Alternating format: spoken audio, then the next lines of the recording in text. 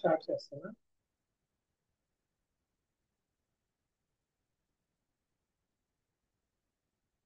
Good evening అండి. ఇవాళ మనం సిఆర్పిసి చూస్తాము. నిన్న ఐపీసీ కంప్లీట్ చేస్తాము. సిఆర్పిసి ఇండెక్స్ నుంచి అన్ని చూద్దాము. నా పేరు రవీంద్ర బాబు, అడ్వకేట్, విజయవాడ, హైదరాబాద్. ఓకే, ఇప్పుడు షేర్ చేస్తాను చూడండి.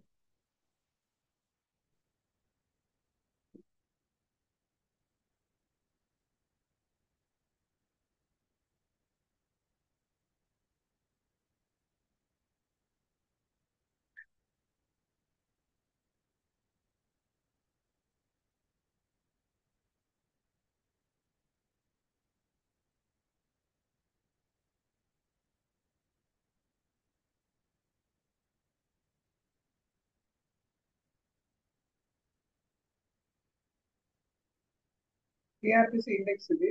ఆడియో క్లియర్ గా వినిపిస్తుంది కదండి అందరికి?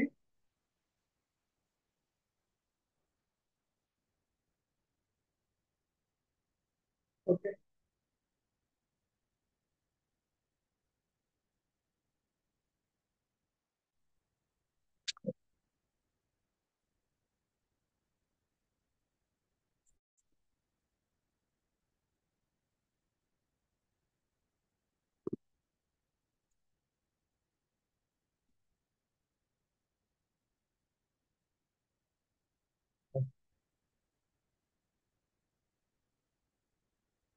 సిఆర్పిసి యాక్చువల్ నేమ్ ఏంటి? The code of criminal procedure. Okay, 1973 chapters ఏమైనా ఒకసారి చూడండి, తర్వాత మనం మళ్ళీ బయటికి వస్తాము. సార్ కొంచెం వాయిస్ ఇది వినిపించట్లేదు మంచి సార్. కొంచెం చాప్టర్. ఓకే, సార్ వాయిస్ పెంచరా, కొద్దిగా వినిపించట్లా. Chapter 2 constitution of criminal codes and offences. 240 seats ఉంటాయి.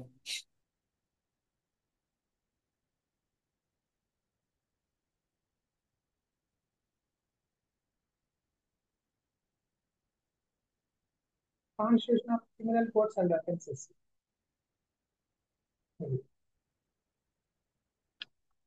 టూ సెక్షన్ 6 నుంచి ఉంటాయి 25.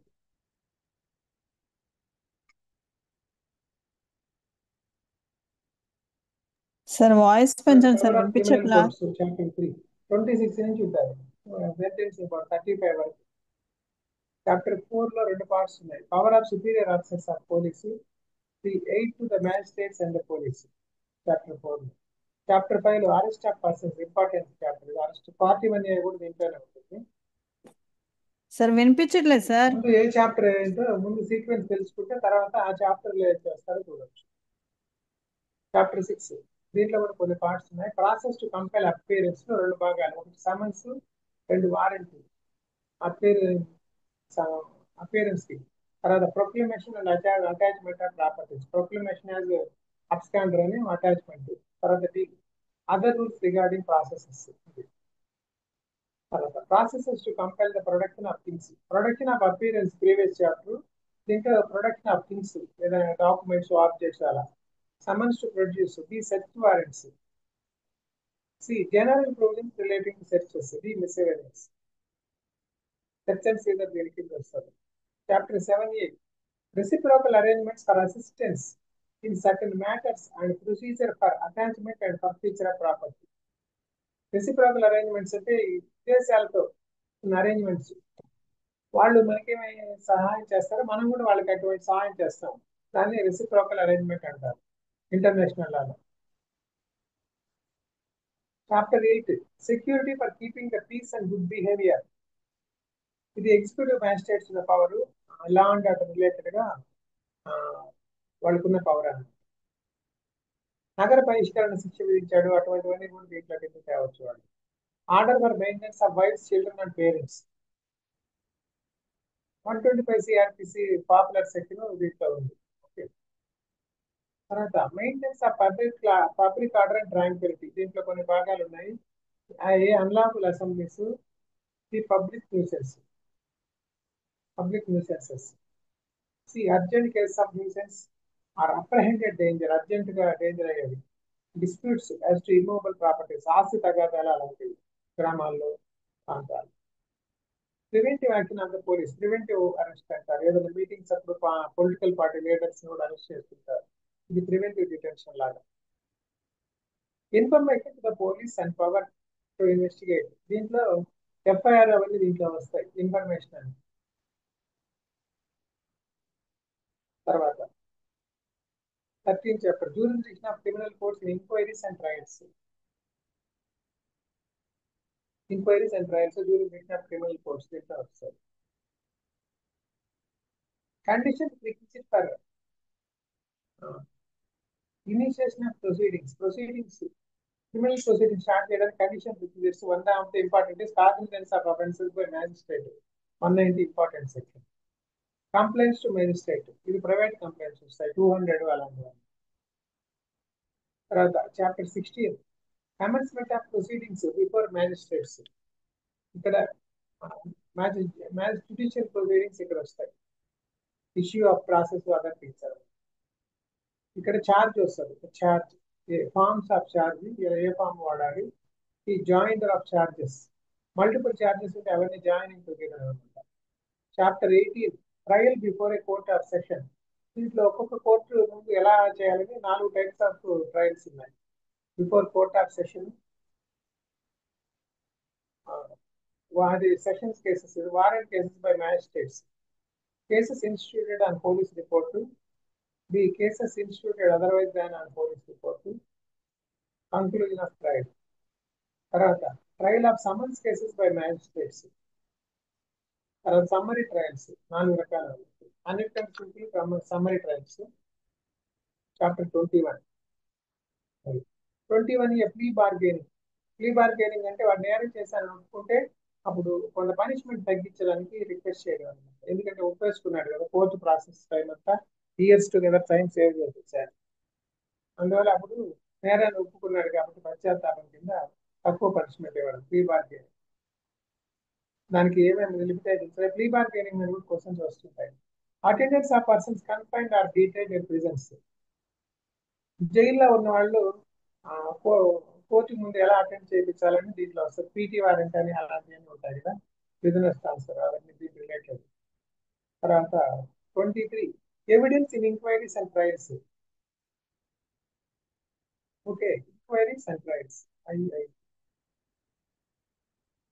క్రిమినల్ లాలో ఐఐటి అంటే ఏంటంటే investigations, enquiries and trials. Investigation police చేస్తారు, ఎంక్వైరీస్ అండ్ ట్రయల్స్ జడ్జి గారు చేస్తారు. ఇది 3 కలిపి ఐఐటి అనమాట. A mode of taking and recording evidence. A B commission for the examination of witnesses, commissions. తర్వాత chapter 24, general provisions as to enquiries and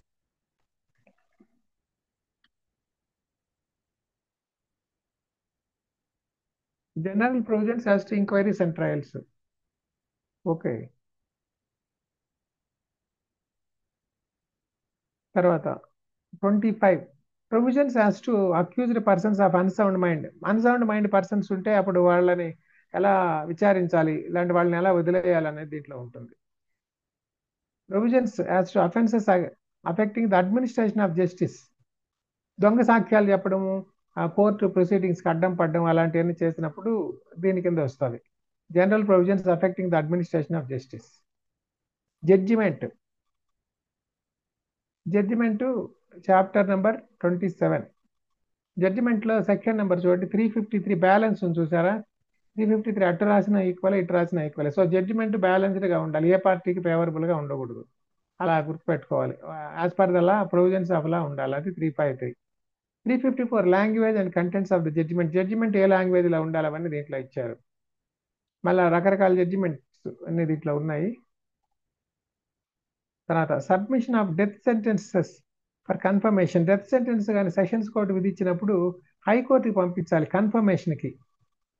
confirmation అంటారా, ratification అంటారా, ఆ పదం చూడాలి. Confirmation. Okay. Appeals chapter 29, appeals. Appeal ఇప్పుడు వాళ్ళ అప్పీల్కి provisions ఏంటి అవన్నీ దీంట్లో ఉంటాయి. అప్పీల్కి ఎవరెవరు వెళ్ళొచ్చు అవన్నీ దీంట్లో ఉంటాయి. తర్వాత రెఫరెన్స్ అండ్ రివిజన్. సిపిసిలో ఉంది రెఫరెన్స్ అండ్ రివిజన్, అట్లాగే సిఆర్పిసిలో కూడా ఉంది రెఫరెన్స్ అండ్ రివిజన్. వాళ్ళకి ఏదైనా ఇష్యూ మీద కొంత క్లారిఫికేషన్ రావాలంటే రెఫరెన్స్ పంపిస్తారు. ఇంకా ఫర్దర్ అప్పీల్ ఛాన్స్ లేనప్పుడు జనరల్గా రివిజన్ కానీ అదే కోర్టుని అడుగుతారు ఇంకోసారి రివైజ్ చేయమని, ఓకే, రీవిజిట్ చేయమని. ట్రాన్స్ఫర్ ఆఫ్ క్రిమినల్ కేసెస్, కేసులు ట్రాన్స్ఫర్ చేయడం వన్ కోర్టు ఇంకొక కోర్టుకి. సివిల్ కేసెస్లో కూడా ట్రాన్స్ఫర్ ఆఫ్ సివిల్ కేసెస్ కూడా ఉంది, ఒక కోర్టు నుంచి ఇంకొక కోర్టుకి ట్రాన్స్ఫర్ చేయొచ్చు. ఎక్కువ ఈ డౌరీ కేసెస్, ఉమెన్ రిలేటెడ్ కేసెస్లో ట్రాన్స్ఫర్స్ అప్లికేషన్స్ వేస్తూ ఉంటారు. తర్వాత execution, suspension, remission and commutation of sentences. దీంట్లో 4 భాగాలు ఉన్నాయి: execution of sentence, suspension of sentence, remission of sentence and commutation of sentence. Execution అంటే సెంటెన్స్ ని విధించడం, పాటించడం. సస్పెన్షన్ ఆఫ్ సెంటెన్స్ అంటే కొంతకాలం సస్పెన్షన్ లో ఉంచుతారు. ఎగ్జాంపుల్, అక్యూజ్డ్ పర్సన్ ఒక ఉమెన్ అనుకోండి, ఆమె ప్రెగ్నెంట్ గా ఉంది, అప్పుడు శిక్ష పడ్డది, అప్పుడు ఆమె డెలివరీ చేసే వరకు ఒకసారి ఉరిశిక్ష లాంటివి ఉన్నప్పుడు సస్పెండ్ చేయొచ్చు అనే ప్రొవిజన్ ఉంది. రెమిషన్ అనేది ఒక టైప్ ఆఫ్ రిలీఫ్. అట్లాగే కమ్యూటేషన్ అంటే ఒక హయ్యర్ పెనాల్టీ నుంచి లోయర్ పెనాల్టీకి, రిగరస్ ఇంప్రిజన్మెంట్ సింపుల్ కి అలా చేస్తారు. వీటిలో ఉంది డెత్ సెంటెన్సెస్ కి ఎలా చేయాలి, ఎగ్జిక్యూషన్, అదర్ థింగ్స్. ఇంప్రిజన్మెంట్ అయితే ఎలా చేయాలి, ఫైన్ అయితే ఎలా చేయాలి, లెవీ ఆఫ్ ఫైన్.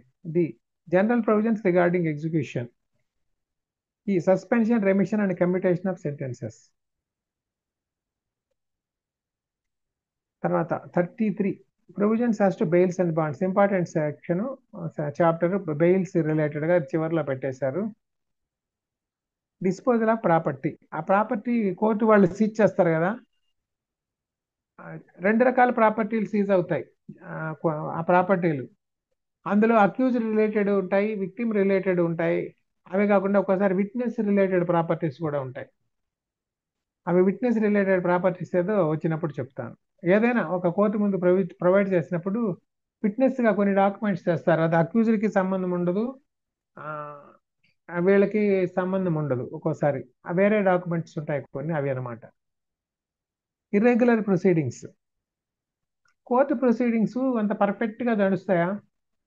జడ్జిలు కూడా మనుషులే, వాళ్ళు కూడా సిఆర్పిసి మళ్ళా సుప్రీంకోర్టు ఎప్పుడెప్పుడు ఏం చెప్పింది అవన్నీ గుర్తుపెట్టుకొని పర్ఫెక్ట్ గా ప్రొసీడింగ్స్ చేయలేరు. ఎందుకంటే వాళ్ళకి అసిస్ట్ చేసే క్లరికల్ స్టాఫ్ ఉంటారు, ఎక్కడో దగ్గర హ్యూమన్ ఎర్రర్ జరుగుతుంది.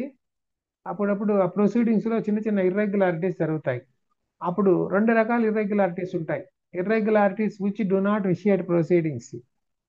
ఆ ఇర్రెగ్యులారిటీస్ ఏవి చేస్తే ప్రొసీడింగ్స్ చెల్లుతాయి, వాటి వల్ల ప్రొసీడింగ్ చెల్లవని చెప్పడానికి లేదు. 461 ఇర్రెగ్యులారిటీస్ విచ్ విషియేట్ ప్రొసీడింగ్స్. ఈ ఇర్రెగ్యులారిటీస్ జరిగితే ఆ ప్రొసీడింగ్స్ ఇర్రెగ్యులర్ ప్రొసీడింగ్స్ అవుతాయి, అప్పుడు అవి కన్సిడరేషన్ లోకి తీసుకోకూడదు. అట్లా కొన్ని థింగ్స్ ఉన్నాయి. Limitation for taking cognizance of certain offences. Civil కేసులో ఎట్లా లిమిటేషన్ ఉందో క్రిమినల్ కేసులో కూడా లిమిటేషన్ ఉంది. ఎప్పుడో వాడిని చెంపదెబ్బ కొట్టే 10 years బ్యాక్ ఒక సినిమా థియేటర్ దగ్గర, ఇప్పుడు పోయి కేసు పెట్టలేము మనం. దానికి ఒక లిమిటేషన్ ఉంటుంది. ఓకే, మిస్లేనియస్, ఓకే, ఇంకా మిస్లేనియస్ థింగ్స్ 474 అవన్నీ ఉన్నాయి. 482 చాలా ఇంపార్టెంట్ సెక్షన్, హైకోర్టు వాళ్ళు ఎక్కువ వాడుతుంటారు. Saving of inherent powers of court. Inherent powers of court అంటే ఎవరికైనా ఐడియా ఉందా? చెప్తాను. The first schedule classification of offences. Offence ని క్లాసిఫై చేశారు, బెయిలబుల్, నాన్ బెయిలబుల్ అలాంటివన్నీ ఉంటాయి కదా, అవన్నీ షెడ్యూల్లో ఇచ్చారు. సెకండ్ షెడ్యూల్లో ఫార్మ్స్ ఇచ్చారు. కోర్టు వాళ్ళు ఏ ఫార్మ్స్ వాడాలి, సమన్స్ కే ఫామ్, వారెంట్ కే ఫామ్, బెయిల్ బాండ్ కే ఫామ్, అట్లా కొన్ని ఎన్నో ఫార్మ్స్ ఉంటాయి, ఒక 50 దాకా ఉన్నాయి అవి. సివిల్ సిపిసిలో కూడా ఉంది, section 151 inherent powers of court అంటారు. ఇన్హెరెంట్ పవర్ అంటే కోర్టుకి ఎందుకు వెళ్తారు, న్యాయం చెప్పాలని. కోర్టు దగ్గర పోయాక అయ్యా నేను దీనికి న్యాయం చెప్పడానికి నాకు పార్లమెంట్ వాళ్ళు లాంటి అసెంబ్లీ వాళ్ళు పాస్ చేసిన యాక్ట్లో ప్రొవిజన్ లేదు, నేనేం తీర్పు చెప్పలేను, మీరు వెళ్ళిపోండి ఇంటికి అని కోర్టు వాళ్ళు పంపించడానికి వీలు లేదు. అదే ఒక అధికారి దగ్గరికి పోతే గవర్నమెంట్ జీవో లేదు నాకు ఈ పని చేయడానికి, నాకు అథారిటీ లేదు, నేను చేయలేను అని చెప్పొచ్చు. కానీ కోర్టు అలా చెప్పలేదు. కోర్టే న్యాయం చెప్పడానికి ఉంది. ఒక వివాదం వస్తే దానికి తీర్పు చెప్పాలి కోర్టు. ఆ వివాదంలో దానికి రిలేటెడ్ గా ఏదైనా యాక్ట్ ఉన్నా లేకపోయినా, సుప్రీంకోర్టు రూలింగ్స్ ఉన్నా లేకపోయినా వీళ్ళు చెప్పాలి. అదే సేవింగ్ ఇన్హెరెంట్ పవర్స్ ఆఫ్ హైకోర్టుకి ఇన్హెరెంట్ పవర్స్ ఇచ్చారు 482 కింద. సో ఎక్కడైతే యాక్ట్ లో ప్రొవిజన్స్ లేవో అప్పుడు 482 కింద కోర్టు ఏదైనా డిసైడ్ చేయొచ్చు, అది ఇన్హెరెంట్ పవర్. అట్లాగే సిపిసిలో 151 కింద సిపిసిలో వేరే ప్రొవిజన్స్ ఏమీ లేనప్పుడు ఆ 151 కింద ఫైల్ చేస్తూ ఉంటారు, 151 కింద న్యాయం చేయండి అని. అలాగా. సో ఇంతవరకు ఏమైనా డౌట్స్ ఉన్నాయా, లేకపోతే మన సెక్షన్లోకి వెళ్తాము?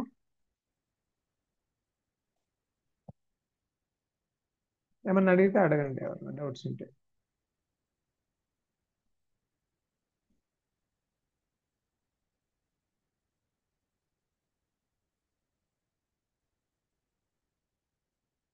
మీకు ఇది కొంచెం పార్క్సిట్ పీడిఎఫ్ కూడా ఎలా చేయాలో కొన్ని పాయింట్స్ చెప్తాను. మీకు స్క్రీన్ కనిపిస్తా ఉంది కదా, ఇక్కడ చూసారా, ఇక్కడ నంబర్ ఉన్నాయి, పేజ్ నెంబర్స్ బాటంలో 15/263 అని 263 పేజెస్ ఉంది.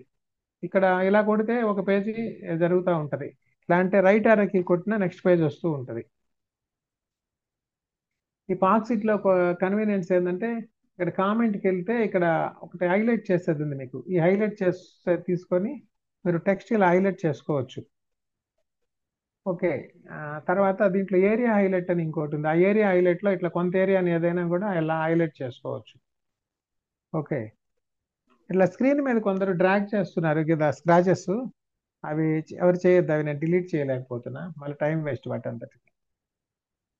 ఓకే, మీకు తెలిస్తే తీసేయండి అవన్నీ. ఓకే, ఇప్పుడు సెక్షన్ 1కి వెళ్దాము. ఓకే, ఇంతవరకు ఏమైనా డౌట్స్ ఉన్నాయి ఎవరికైనా? No sir. ఓకే,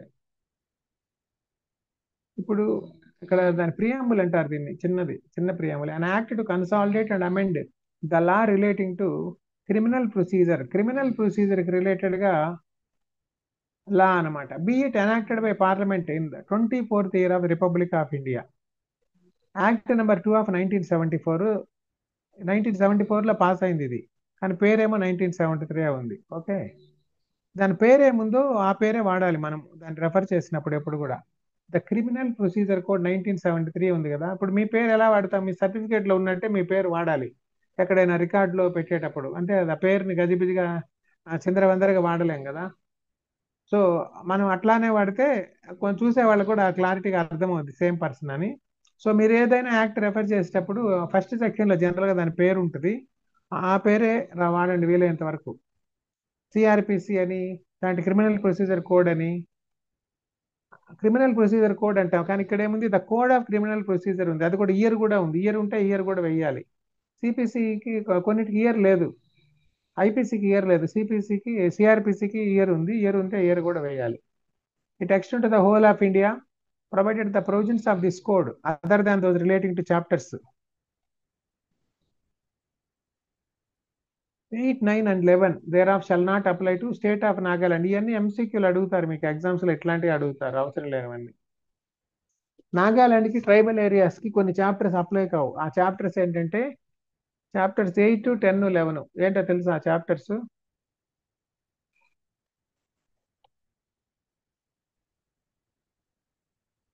8 చూడండి, security and keeping peace and good behaviour. ఈ చాప్టర్ నాగాలాండ్ ట్రైబల్ ఏరియాస్ లో వర్తించదు, వాళ్ళ లోకల్ లాస్ ఏదో పెట్టుకుంటారు. అట్లాగే 10 and 11. 10 maintenance of public order and Tranquility, అంటే లా అండ్ ఆర్డర్ రిలేటెడ్ అవన్నీ యాక్చువల్ గా. ప్రివెంటివ్ యాక్షన్ ఆఫ్ పోలీస్, ఈ మూడు కూడా Nagaland and other tribal areas లో వర్తించవు. అది. But the concerned state government may by notification apply such provisions or any of them to the whole or part of the state of Nagaland or such tribal areas as the case may be, with such supplemental, incidental and consequential modifications as may be specified in the notification. Central act ప్రకారం ఈ ఏరియాలకు వర్తించదు, కానీ concern state ఏదైనా కొంత ప్రాంతాలకి అది తాత్కాలికంగా కానీ పర్మనెంట్ గా కానీ ఈ ఏరియాలో వర్తించేటట్టు నోటిఫై చేయొచ్చు విత్ మోడిఫికేషన్స్ కూడా. ఇన్ దిస్ సెక్షన్, ఇది ఇంపార్టెంట్, ఇట్లాంటివి అడుగుతారు ఎగ్జామ్స్ లో. Tribal areas means the territories which immediately before 21st day of January 1972 were included in the tribal areas of Assam as referred to in paragraph 20 of 6th schedule of the Constitution. 5th schedule, 6th schedule ఆ రెండు tribal areas కి related గా ఉంటాయి. రెండుకి difference ఏంటో check చేయండి. So ఇది ఎంసీక్యూలు అడుగుతారు, 6th షెడ్యూల్ ఉందా లేదా అని, అట్లాంటివి కూడా. Other than those with in the local limits of municipalities of Shillong etcetera. ఈ షిల్లాంగ్ కూడా గుర్తుపెట్టుకోండి. Other than those with in the local limits of Shillong it shall come in to force on first day of April 1974. So April fool of 1974 ఇది అప్పటి నుంచి ఉంది. ఇంకొకటి, మీరు ఈ బేర్ యాక్ట్ చదివేటప్పుడు ఇక్కడ స్టేట్ అమెండ్మెంట్స్ ఉంటాయి. ఆంధ్ర వాళ్ళు జేసీజీ ఎగ్జామ్ రాసేటప్పుడు ఆ అమెండ్మెంట్ కూడా చదువుకోవాలి. ఇప్పుడు ఆ ఆంధ్ర అమెండ్మెంట్ చదవకుండా రాస్తే మీద రాంగ్ ఆన్సర్ ఉంటుంది ఒక్కోసారి. ఏపీ జేసీసీ రాసేవాళ్ళు అట్లా, తెలంగాణ జేసీజీ రాసేవాళ్ళు తెలంగాణది కూడా ఏదైనా అమెండ్మెంట్ ఉంటే చూసుకోవాలి. జనరల్గా తెలంగాణకు కూడా ఏపీ అమెండ్మెంట్సే ఉంటాయి పాతవన్నీ జనరల్గా, అవి తీసుకోవాలి. ఒక్కొక్కసారి ఏపీ వాళ్ళు కూడా యాజ్ పర్ మెడ్రాస్ అని రాసేసి ఉంటారు. అంటే మెడ్రాస్ కంబైన్డ్ స్టేట్ ఉన్నప్పుడు చేసిన అమెండ్మెంట్స్ అన్నమాట. ఒక్కోసారి ఏదైనా పాతవి ఉంటే జనరల్గా దీంట్లో ఉండదు, ఐపీసీలో ఉంటుంది యాజ్ పర్ మెడ్రాస్ అని కొన్ని ఉంటాయి. ఇది 1973 కాబట్టి అప్పటికి స్టేట్స్ సెపరేట్ అయినాయి కదా, ఉండకపోవచ్చు యాజ్ పర్ మెడ్రాస్ అని. ఓకే, అది definitions in this code unless the context otherwise requires. ఇక్కడ చూద్దాం.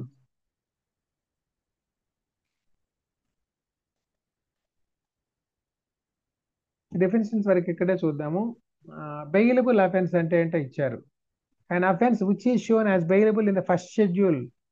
బెయిలబుల్ అఫెన్స్ అంటే 3 ఏళ్ల పనిష్మెంట్, 7 ఏళ్ల పనిష్మెంట్ అలాంటివని చెప్పకూడదు, యాజ్ పర్ ఫస్ట్ షెడ్యూల్ అని చెప్పాలి. Or which is made bailable by any other law for the time being in force. And non bailable offence means any other offence.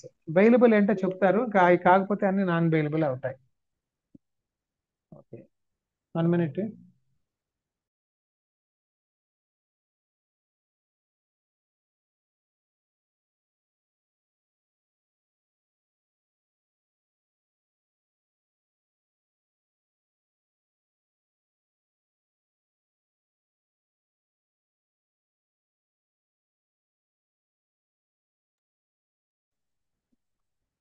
Charge includes any head of charge when charges contain more heads than one. Charge definition చేశారు. Charges అంటాం కదా, include any head of charge when the charge contains more heads than one. ఒక హెడ్డే కాదు, multiple charges కూడా ఉండొచ్చు, అన్ని కలిపి సింగిల్ చార్జ్ అవుతుంది. Cognizable offence, C for cognizance గుర్తుపెట్టుకోండి, 2 సిసి ఉంది. Means which an offence for which and cognizable case means a case in which a police officer may in accordance with the first schedule or under any other law for time being in force arrest without warrant. Without warrant, arrest చేసే offences cognizable offence అవుతాయి. ఇక్కడ ఈ scratches తీసేస్తే better ఏమో, ఎవరో చేశారు తెలియట్లేదు నాకు.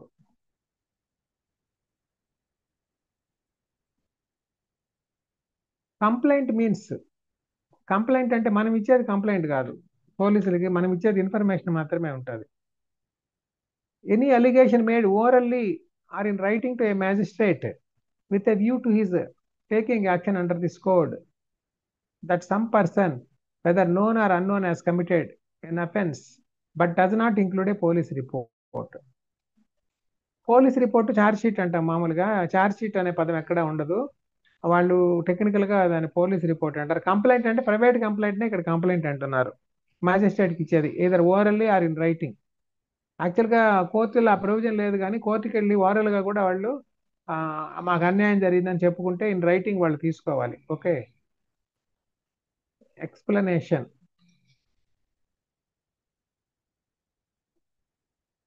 A report made by a police officer in a case which discloses after investigation the commission of a non-cognizable explanation ఉంది ఇక్కడ. A report made by a police officer in a case which discloses after investigation the commission of a non-cognizable offense shall be deemed to be a complaint. Police report కూడా non cognizable offence లో complaint అవుతుంది. And the police officer by which such report is made shall be deemed to be the complainant. Non cognisable cases లో పోలీసులు ఇచ్చేది complaint అవుద్ది, ఇక్కడ private person ఇచ్చేది complaint అవుద్ది. ఇట్లాంటివి ఎంసీక్యూలు అడుగుతారు కన్ఫ్యూజ్ చేయడానికి. హైకోర్టు మీన్స్, హైకోర్టు డెఫినేషన్ ఇక్కడ ఇచ్చారు, వాట్ ఈస్ హైకోర్ట్ అని. Okay, India means, India definition ఉంది కదా ఇక్కడ, ఇప్పుడు వచ్చిన వాటిల్లో డిలీట్ చేసేస్తే అన్నారు. ఐపీసీ వాటిలో ఇండియా డిఫైనిషన్ లేదని చెప్పారు. ఎందుకు లేదు చెప్పండి? ఇండియా డెఫినేషన్ ఎందుకు తీసేశారు?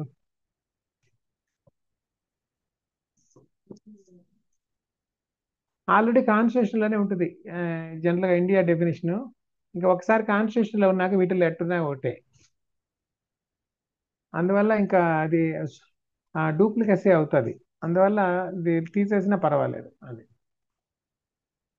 Enquiry means every inquiry other than a trial. Inquiry means only enquiry, not trial. Conducted under this code by magistrate. Inquiry చేసేది మ్యాజిస్ట్రేట్, ఇన్వెస్టిగేషన్ చేసేది police officer. Investigation includes all proceedings under this code for the collection of evidence. Investigation ఎందుకు చేస్తాడు ఆయన? Collection of evidence కి చేస్తాడు. Conducted by police officer or by any person who is authorised by magistrate in this behalf. నార్మల్గా collection of evidence police ఆఫీసరే చేస్తాడు. అలాంటి ఏదైనా other person court order చేస్తే కమిషనర్స్ అంటారు కదా, అలాంటి వాళ్ళు కూడా ఒక్కోసారి ఎవిడెన్స్ కలెక్ట్ చేస్తారు. Judicial proceeding includes any proceeding in the course of which evidence is or may be legally taken on oath. Judicial proceeding ante includes any proceeding in the course of which evidence is taken either orally or on oath, may be taken legally on oath. Local jurisdiction in relation to a court or magistrate means the local area within which the court or magistrate may exercise all or any of its powers or his powers under this code. That is local area, local jurisdiction. And such a local area may comprise the whole of the state or any part of the state as the state government may by notification specify. ఒక్కోసారి చిన్న states ఉంటాయి, సిక్కిం లాంటి పెద్ద నేరాలు కూడా ఉండవు. అప్పుడు ఒకరే జడ్జిని పెట్టి స్టేట్ మొత్తం కూడా చూడమనొచ్చు. అసలు నేరాలే లేనప్పుడు ఒకటైనా సరిపోవచ్చు, వాళ్ళ ఇష్టం అనమాట. స్టేట్ అనేది ఇంత చిన్నదైనా ఉండొచ్చు. ఒక్కోసారి యూనియన్ టెరిటరీస్ కూడా ఉంటాయి, అందుకని ఒక్కొక్క జడ్జిని కూడా పెట్టవచ్చు. అందుకని అక్కడ వాళ్ళకి పవర్ ఇచ్చారు స్టేట్ కి. Metropolitan area means the area declared or deem to be declared under section 8. ఇప్పుడు ఆ మెట్రోపాలిటన్ మేజిస్ట్రేట్స్ అన్ని తీసేశారు. Non cognizable offence means an offense for which, and non cognizable case means a case in which a police officer has no authority to arrest without warrant. No authority to arrest without warrant, non cognizable offense. Cognizable offence లో without warrant arrest చేయొచ్చు. Notification means A notification published in the official gazette. Offense N. Offense means an act or omission made punishable by any law for the time being in force and includes any act in respect of which a complaint may be made under section 20 of the Cattle Trespass Act. దాని కింద కూడా ఉంది. Okay, అది 1 minute.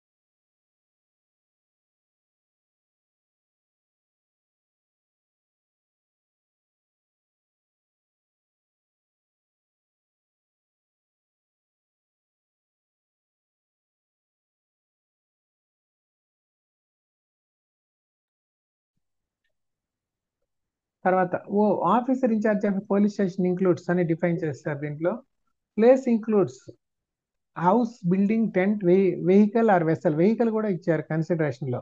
Any place అన్నప్పుడు కొందరు vehicle లో మందు తాగుతూ ఉంటారు, అప్పుడు వాళ్ళని పోలీసులు అరెస్ట్ చేస్తుంటారు. అప్పుడు అది ప్లేస్ కింద రాదంటారు కదా, అప్పుడు వెహికల్ కూడా ప్లేస్ కింద అని చెప్పారు ఇక్కడ.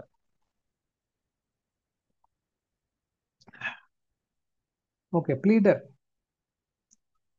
ఈ ప్లీడర్ అనే పదం మార్చారు లేదో చెక్ చేయండి బిఎన్ఎస్ఎస్ లో. ఎందుకంటే అసలు అడ్వకేట్ యాక్ట్ వచ్చాక ప్లీడర్ అనే పదమే వాడకూడదు. ఎందుకంటే 71 లో మనకి అడ్వకేట్ యాక్ట్ 60s లోనే వచ్చింది, ఇది 73లో వచ్చింది కదా, 73, 74. అందువల్ల అడ్వకేట్ అనే పదం వాడాలి, ప్లీడర్ అనేది వాడకూడదు. When used with reference to any proceeding in any court means a person authorized by or under any law for the time being in force to practice in such court and includes any other person appointed with the permission of the court to act in such proceeding. Police report means a report forwarded by a police officer to a magistrate under 173(2). Police report. Police రిపోర్ట్కి actual జనాల్లో యూసేజ్లో ఉన్న పేరేంటి? Police report అంటే charge sheet అంటారు, అదే police report. Charge గుర్తుపెట్టుకోండి, charge report ఆరు ఇది. ఇట్లా కొన్ని లెటర్స్ ఏదైనా లింక్ చేసుకోవాలి. R for report, R for charge. Okay. Police station station చూసారా, అలా కొన్ని గుర్తుపెట్టుకోవచ్చు. Means any post or place declared generally or specially by the state government to be a police station and includes any local area specified by the state government. Police station అంటే స్టేషనే కాదు, ఒక్కోసారి police out post పెడతారు వాళ్ళు. Station ఒక దగ్గర ఉంటుంది, out post ఎక్కడన్నా junctions దగ్గర ట్రాఫిక్ చెకింగ్కి అట్లా ఉంటాయి, సిగ్నల్స్ దగ్గర అట్లా. ఒక్కోసారి వాళ్ళు డిఫైన్ చేస్తే అది కూడా పోలీస్ స్టేషనే అవుతుంది. The prescribed means prescribed by rules made under this code. Public prosecutor PP means any person appointed under section 24 PP. Includes any person acting under the direction of a public prosecutor. Direction of public prosecutor కింద act అయ్యే person ఎవరు ఉంటారు? Guess చేస్తారా? Public ప్రాసిక్యూటర్కి assist చేసే వాళ్ళు ఉంటారు కదా, juniors, వాళ్ళు కూడా పబ్లిక్ ప్రాసిక్యూటర్ కిందే వస్తారు as per this definition. Sub division means A sub division of A district. Sub division అంటే మన దగ్గర దాన్ని రెవెన్యూ డివిజన్ అంటారు, ఆర్డీఓస్ అంటారు కదా, అది సబ్ డివిజన్. జనరల్గా పోలీసులో సబ్ డివిజన్ అంటే డిఎస్పీ ఉంటాడు. ఓకే. జనరల్గా నూజివీడు అటువంటి సబ్ డివిజన్స్గా ఉంటాయి అన్నమాట. ఎక్కడైతే ఆర్డీఓ ఉంటాడో, డిఎస్పీ ఉంటాడో జనరల్గా అది సబ్ డివిజన్ అవుతుంది, దాంట్లో ఏసీపీ ఉంటాడు. పోలీస్ సబ్ డివిజన్స్ వేరే ఉండొచ్చు, రెవెన్యూ వాళ్ళ సబ్ డివిజన్స్ వేరే ఉండొచ్చు, ఇంజనీరింగ్ డిపార్ట్మెంట్ వాళ్ళ సబ్ డివిజన్స్ వేరే ఉండొచ్చు. సో అన్నీ ఒకటే కాదు. ఓకే. ఆ డిపార్ట్మెంట్ వరకు డెఫినేషన్ అది. Okay. Summons case means a case relating to an offence and not being a warrant case. Warrant case కానివన్నీ సమన్స్ కేసులు అనమాట. ఇది కొత్తగా యాడ్ చేశారు. Victim means a person who has suffered any loss or injury caused by reason of the act or omission for which the accused person has been charged, and the expression victim includes his or her guardian or legal heir. Victim అంటే విక్టిమే కాదు, ఆ victim యొక్క Guardian అయినా ఉండొచ్చు, legal heir కూడా ఉండొచ్చు. ఒక్కోసారి victim చచ్చిపోయినప్పుడు వాళ్ళ గార్డియన్, లీగల్ హెయిర్స్ విక్టిమ్స్ అవుతారు. మైనర్ అయినప్పుడు గార్డియనే విక్టిమ్ అవుతారు. Warrant case means A case relating to an offense punishable with death, imprisonment for life or imprisonment for a term exceeding 2 years. 2 years and above punishments అన్ని warrant కేసులు వస్తాయి. W 2 ముక్కలు 2 ఏళ్ళు. Why? Words and expressions used here are not defined but defined in the IPC have the same meaning respectively assigned to them in that code. ఏదైనా చెప్పినప్పుడు why this, why that అని అనకుండా ఇక్కడ ఏదైనా పదాలు వాడితే దీంట్లో డిఫైన్ చేయకపోతే ఐపీసీలో ఉన్నాయి వాడుకోమని ఇచ్చాడు. నో క్వశ్చన్ ఆఫ్ వై, ఆ వైకి వై గుర్తుపెట్టుకోండి. ఓకే. ఇక్కడ కన్స్ట్రక్షన్ ఆఫ్ రెఫరెన్సెస్ ఇక్కడ ఇచ్చారు. దీంట్లో చూద్దాము ఒక సెక్షన్. కొన్ని మన వాళ్ళు టేబుల్స్ చేశారు, మేడం వాళ్ళు, జ్యోతి గారు.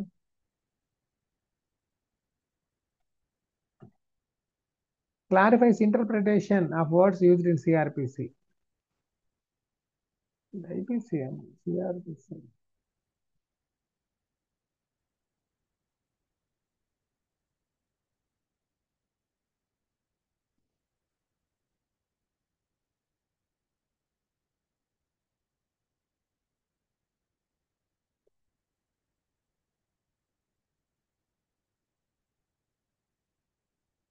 Okay.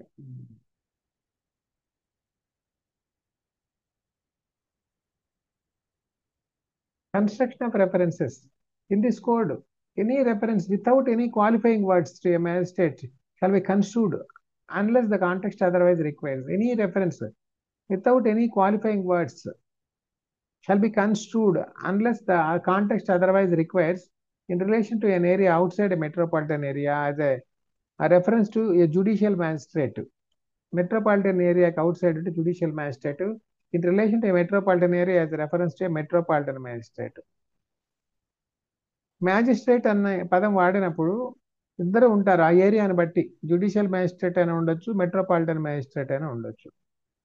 ఓకే, టీచర్ అన్నప్పుడు వాళ్ళు బయాలజీ వాళ్ళైతే ఆ బయాలజీ టీచర్ అవుతారు, మ్యాథ్స్ వాళ్ళైతే మ్యాథ్స్ టీచర్ అవుతారు, అట్లా ఇద్దరు అవుతారు. Any reference to a magistrate of the second class in relation to an area outside a metropolitan area be construed as a reference to judicial magistrate of second class, and in relation to a metropolitan area as a reference to metropolitan magistrate. Metropolitan magistrate అవుతాడు judicial magistrate of second class కి equal. ఇట్లా ఈ definitions అన్ని చూడండి, ఇంకా multiple గా ఇచ్చారు. Okay, next trial of offences under the Indian penal code and other loss. All offences under the IPC shall be investigated, inquired into tried and otherwise dealt with according to the provisions hereinafter contained. ఐపీసీలో offences కానీ ఇదే అని చెప్పేశారు, వేరే రకంగా లేదు.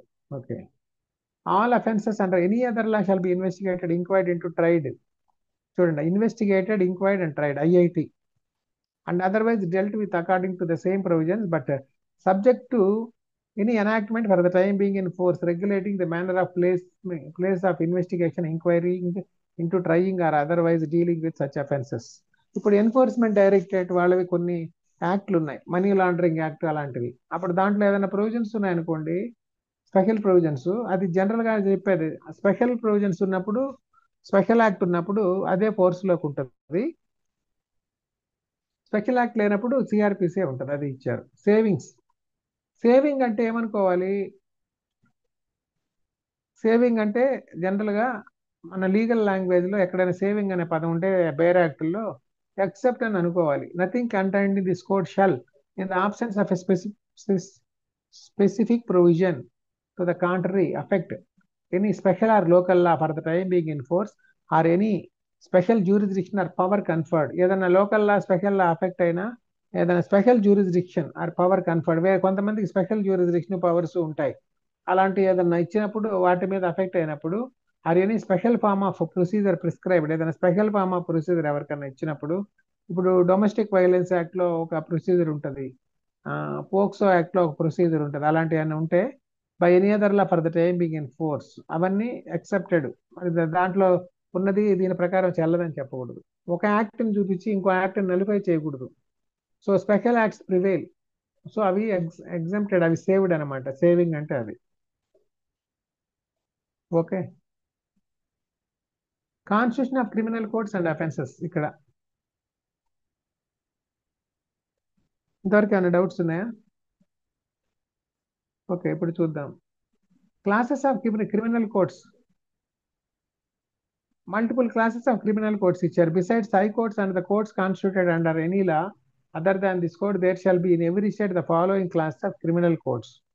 వేరే special లాలో కూడా కొన్ని క్రిమినల్ కోడ్స్ ఉంటే ఉండొచ్చు. మన ఎగ్జాంపుల్ ల్యాండ్ గ్రాబింగ్ యాక్ట్ ఉంది, దాని కింద కొన్ని స్పెషల్ కోర్టులు ఉన్నాయి, సివిల్ అండ్ క్రిమినల్ గా డీల్ చేసేవి. అట్లా కొన్ని స్పెషల్ లాస్ కి స్పెషల్ కోర్ట్స్ ఉండొచ్చు, అవి కాకుండా ఈ అదర్ కోర్ట్స్ ఉంటాయని ఇచ్చారు. కోర్ట్ ఆఫ్ సెషన్స్, డిస్ట్రిక్ట్ జిల్లా జడ్జి స్థాయి ఇవన్నీ. Judicial magistrate of first class and in any metropolitan area metropolitan magistrates. Judicial magistrate of second class, second class ఆయన అన్న మెట్రోపాలిటన్ మేజిస్ట్రేట్ అన్న ఇద్దరికి ఒకటే, కానీ ఆయన మెట్రోపాలిటన్ మేజిస్ట్రేట్ ఫస్ట్ క్లాస్కి ఈక్వల్. తర్వాత executive magistrates, executive magistrates real జడ్జెస్గా ఉండరు, వాళ్ళు తహసీల్దారు, ఆర్డీఓ, కలెక్టర్, వీళ్ళంతా ఎగ్జిక్యూటివ్ మ్యాజిస్ట్రేట్స్ అనమాట. టెరిటోరియల్ డివిజన్స్ దీంట్లో ఇచ్చారు. Every state shall be a sessions division and shall consist of sessions divisions. Every state కూడా సెషన్స్ డివిజన్ కింద ఉంటుంది. And every sessions division shall for the purpose of this code be a district or consist of districts. Every sessions division ఒక district మొత్తం ఉండొచ్చు, ఇలా అంటే district లో ఒక పార్ట్ అయినా ఉండొచ్చు, ఇలా అంటే మల్టిపుల్ డిస్ట్రిక్ట్స్ కూడా ఒకటే సెషన్స్ డిస్ట్రిక్ట్ లో కూడా ఉండొచ్చు. అట్లా ఇప్పుడు నార్త్ ఈస్ట్ లో పెద్ద క్రైమ్స్ లేవనుకోండి, 2-3 జిల్లాలకు కూడా ఒకటే సెషన్స్ కింద పెట్టుకోవచ్చు. Provided that every metropolitan area shall for the time being for the set purposes be a separate sessions division and district. every metropolitan area అది ఒక సెపరేట్ సెషన్స్ డివిజన్ అవుతుంది, మళ్ళీ సెపరేట్ జ్యుడిషియల్ డిస్ట్రిక్ట్ అవుతుంది. The state government may, after consultation with the High Court, alter the limits or the number of subdivisions and districts. High Court consultation తో మాత్రమే state government ఆ యొక్క కోర్టుల మీద ఏం చేయాలన్నా, కొత్త కోర్టులు పెట్టాలన్నా, ఉన్నాయి తీసేయాలన్నా, జ్యూరిస్డిక్షన్స్ మార్చాలన్నా, with the concurrence of High Court, government will make orders. Okay, the state government may, after consultation with the High Court, divide any district into subdivisions and may alter the limits or the number of such subdivisions. ఇక్కడ ఇచ్చారు, divide any district into subdivisions గా చేస్తుంది, and may alter the limits, అది వాళ్ళ jurisdictions కూడా మారుస్తుంది, or number of such subdivisions. The sessions division, districts and subdivisions existing in a state at the commencement of this code shall be deemed to have been formed under this section. Already sessions divisions, districts, subdivisions ఉంటాయి కదా, అవన్నీ మళ్ళీ list చేయాల్సిన పని లేదు, అవన్నీ as is గా ఉన్నట్టే యాజ్ పర్ దిస్ కోడ్ అనుకోవాలి. ఇంకా 8లో మెట్రోపాలిటన్ ఏరియాస్ అని డిఫైన్ చేశారు, బిఎన్ఎస్ఎస్ లో అవి తీసేశారు. సెకండ్ చూడండి అయితే. ఓకే, నెక్స్ట్ స్టేట్ అమెండ్మెంట్ ఢిల్లీది ఉంది. Court of session 9, court of session. The state government shall establish a court of session for every sessions division. Every court of session shall be presided over by a judge to be appointed by the High Court. The High Court may also appoint additional session judges and assistant session judges to exercise jurisdiction in a court of session. Additional session judges అన్నా కూడా వాళ్ళు session judges, వాళ్ళకి same status ఉంటుంది. Okay, assistant session judges అంటే session judges కంటే lower cadre ఉంటారు. Okay, the session judge of one session division may be appointed by the high court to be also an additional session judge of another division. ఆయనకు additional charge ఇవ్వచ్చు, అవన్నీ దీంట్లో ఇచ్చారు. Where the office of the session judge is vacant, the High Court may make arrangements for the disposal of any urgent application. The Court of Sessions shall ordinarily hold its sitting at such place or places as the High Court may by notification specify. But if in any particular case the Court of Session is of opinion that it will tend to the general convenience of the parties and witnesses to hold its sitting at any other place, and వేరే దగ్గర కూడా court sessions meeting పెట్టవచ్చు, జనరల్గా అలాంటివన్నీ జరగవు, ఏదైనా extreme conditions లో ఉంటాయి తప్పితే. స్టేట్ అమెండ్మెంట్స్ ఉన్నాయి. Subordination of assistant session judges. All assistant sessions judges shall be subordinate to the sessions judge in whose court they exercise jurisdiction. The sessions judge may from time to time make rules consistent with this code as to the distribution of business among such assistant sessions judges. Assistant session judges కి business distribution session judge చేస్తాడు. Business distribution అంటే ఆయన వాళ్ళకి అది business ఇవ్వడం కాదు, వాళ్ళకి ఏమేమి పని చేయాలనేది ఆయన అప్పగిచ్చారు. ఏ ఏ కేసులు చూడాలి, ఏ ఏ రకాల కేసులు, లేదంటే ఎటువంటి ఏ ఏ టెరిటోరియల్ జ్యూరిస్డిక్షన్, అటువంటివి ఏదో ఆయన చూస్తారు. Courts of judicial magistrate. Judicial magistrates courts in every district not being a metropolitan area, there shall be established as many courts of judicial magistrate of first class and second class, and at such place as the government may, after consultation with the High Court, by notification specify. Okay, the presiding officers of such courts shall be appointed by High Court. The High Court may, whenever it appears to it to be expedient or necessary, confer powers of a judicial magistrate of first class or of second class on any member of the judicial service of the state functioning as a judge in a civil court. వేరే civil court judge కూడా judicial magistrate of first class, second class powers ఇవ్వచ్చు. ఇచ్చినప్పుడు వాళ్ళు ఆ session ఆ జడ్జిలు అవుతారు, అప్పుడు కేసులు అవి విచారించవచ్చు. 12 chief judicial magistrate and additional chief judicial magistrate etcetera ఇచ్చారు. In every district not being a metropolitan area, the high court shall appoint judicial magistrate of first class to be chief judicial magistrate. A judicial magistrate of first class will be chief judicial magistrate, CJM అంటారు. ఓకే, metropolitan ఏరియాలో కాకుండా other దగ్గరలో. The High Court may appoint any judicial magistrate of first class to be an additional chief judicial magistrate, and such magistrate shall have all or any of the powers of a CJM under this code or under any other law. The High Court may designate any judicial magistrate of first class in any subdivision as the subdivisional judicial magistrate, and relieve him of the responsibility specified in this section as occasion occurs. Occasion request sub divisional magistrate గా కూడా high court appoint చేయొచ్చు any judicial magistrate ని. ఇంకా other things ఉంటాయి చూడండి. Special judicial magistrates. Special judicial magistrate high court May, if requested by the central or state government so to do, confer upon any person who holds or has held any post under the government all or any powers conferred or by conferable by or under this code on a judicial magistrate of first class or second class in respect to a particular cases or to a particular class of cases in a local area not being a metropolitan area. ఒక్కోసారి high court వీళ్ళు జడ్జిలు దొరకనప్పుడు north east అట్లాంటి ఏరియాలలో అంటే ఏదైనా problems అయిన ఏరియాల్లో ఒక్కోసారి సెంట్రల్ గవర్నమెంట్ స్టేట్ గవర్నమెంట్ ఈ పలానా ఐఏఎస్ అధికారిని జ్యుడిషియల్ మ్యాజిస్ట్రేట్ కి డిజిగ్నేట్ చేయడం అంటే వాళ్ళని ఒక్కోసారి ఎక్స్ట్రీమ్ సర్కమ్స్టాన్సెస్ లో హైకోర్టు కెన్ డిజిగ్నేట్ అనమాట. జనరల్ గా అలాంటి ఏం జరగవు ప్రాక్టికల్ గా, కానీ ప్రొవిజన్ అలా ఉంది. Provided that no such power shall be conferred on a person unless he possesses such qualifications or experience in relation to legal affairs as the high court may by rule specify. అంటే already ఆయన లాగా చదువున్నాడు, ఎవరు RDO ఉన్నాడు, ఆయన్ని designate చేయండి, కొద్ది రోజులు ఈ డిస్ప్యూట్స్ అన్ని చూస్తాడు, ఇక్కడ చాలా ప్రాబ్లమ్స్ ఉన్నాయి కదా అని అట్లాంటివి ఏదైనా ఉన్నప్పుడు ఆర్డీఓకి ఆయనకి కూడా లా చదువుకొని ఉంటే ఆల్రెడీ కొంత ఎక్స్పీరియన్స్ ట్రైనింగ్ ఏదైనా ఉంటే అట్లా డిజిగ్నేట్ చేయమని అడగవచ్చు.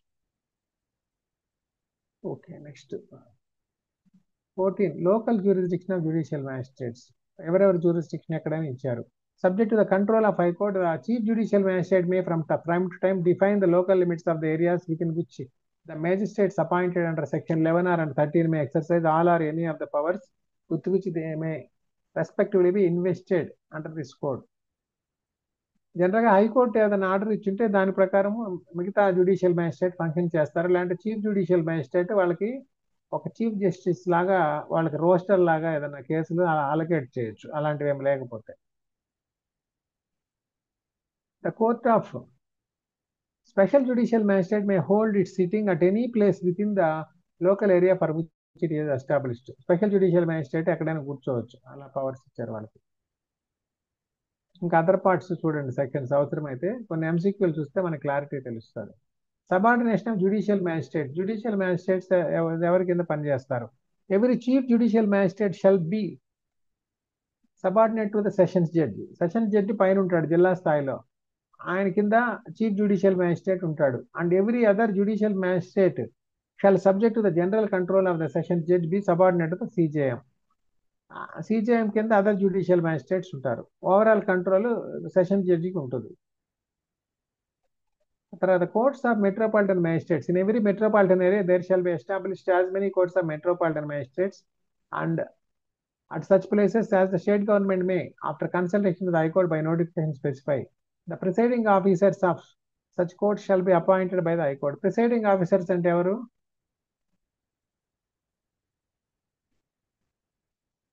ప్రిసైడింగ్ ఆఫీసర్స్ అన్న కూడా జడ్జెసే ఉంటారు. ఓకే, ట్రిబ్యునల్లో ఉన్నప్పుడు కూడా వాళ్ళ మెయిన్ జడ్జి ఉంటే ఆయన అంటారు, లేదంటే నార్మల్గా సింగిల్ జడ్జి ఉంటారు, ఆయన్ని ప్రిసైడింగ్ ఆఫీసర్స్ అంటారు. డిఆర్టీలో కూడా వాళ్ళని మెంబర్స్ ని జనరల్ గా పీఓస్ అని అంటారు, జడ్జి అన్నారు. కొన్ని ట్రిబ్యునల్స్ లో కూడా వాళ్ళని పీఓస్ అంటారు, ప్రిసైడింగ్ ఆఫీసర్స్ అంటారు. Chief metropolitan magistrate and additional chief metropolitan magistrate. The High Court shall, in relation to every metropolitan area within its local jurisdiction, appoint a metropolitan magistrate to be CMM for such metropolitan area. 18. Special metropolitan magistrates. The High Court may, if requested by the central or state government, confer upon any person who holds or has held any post under the government all or any of the powers conferred or conferable by under this code on a metropolitan magistrate in respect to a particular cases or particular class of cases. Particular cases ki or class of cases ki special metropolitan magistrates judges కాని వాళ్ళని కూడా high court select చేయొచ్చు if requested by central or state government.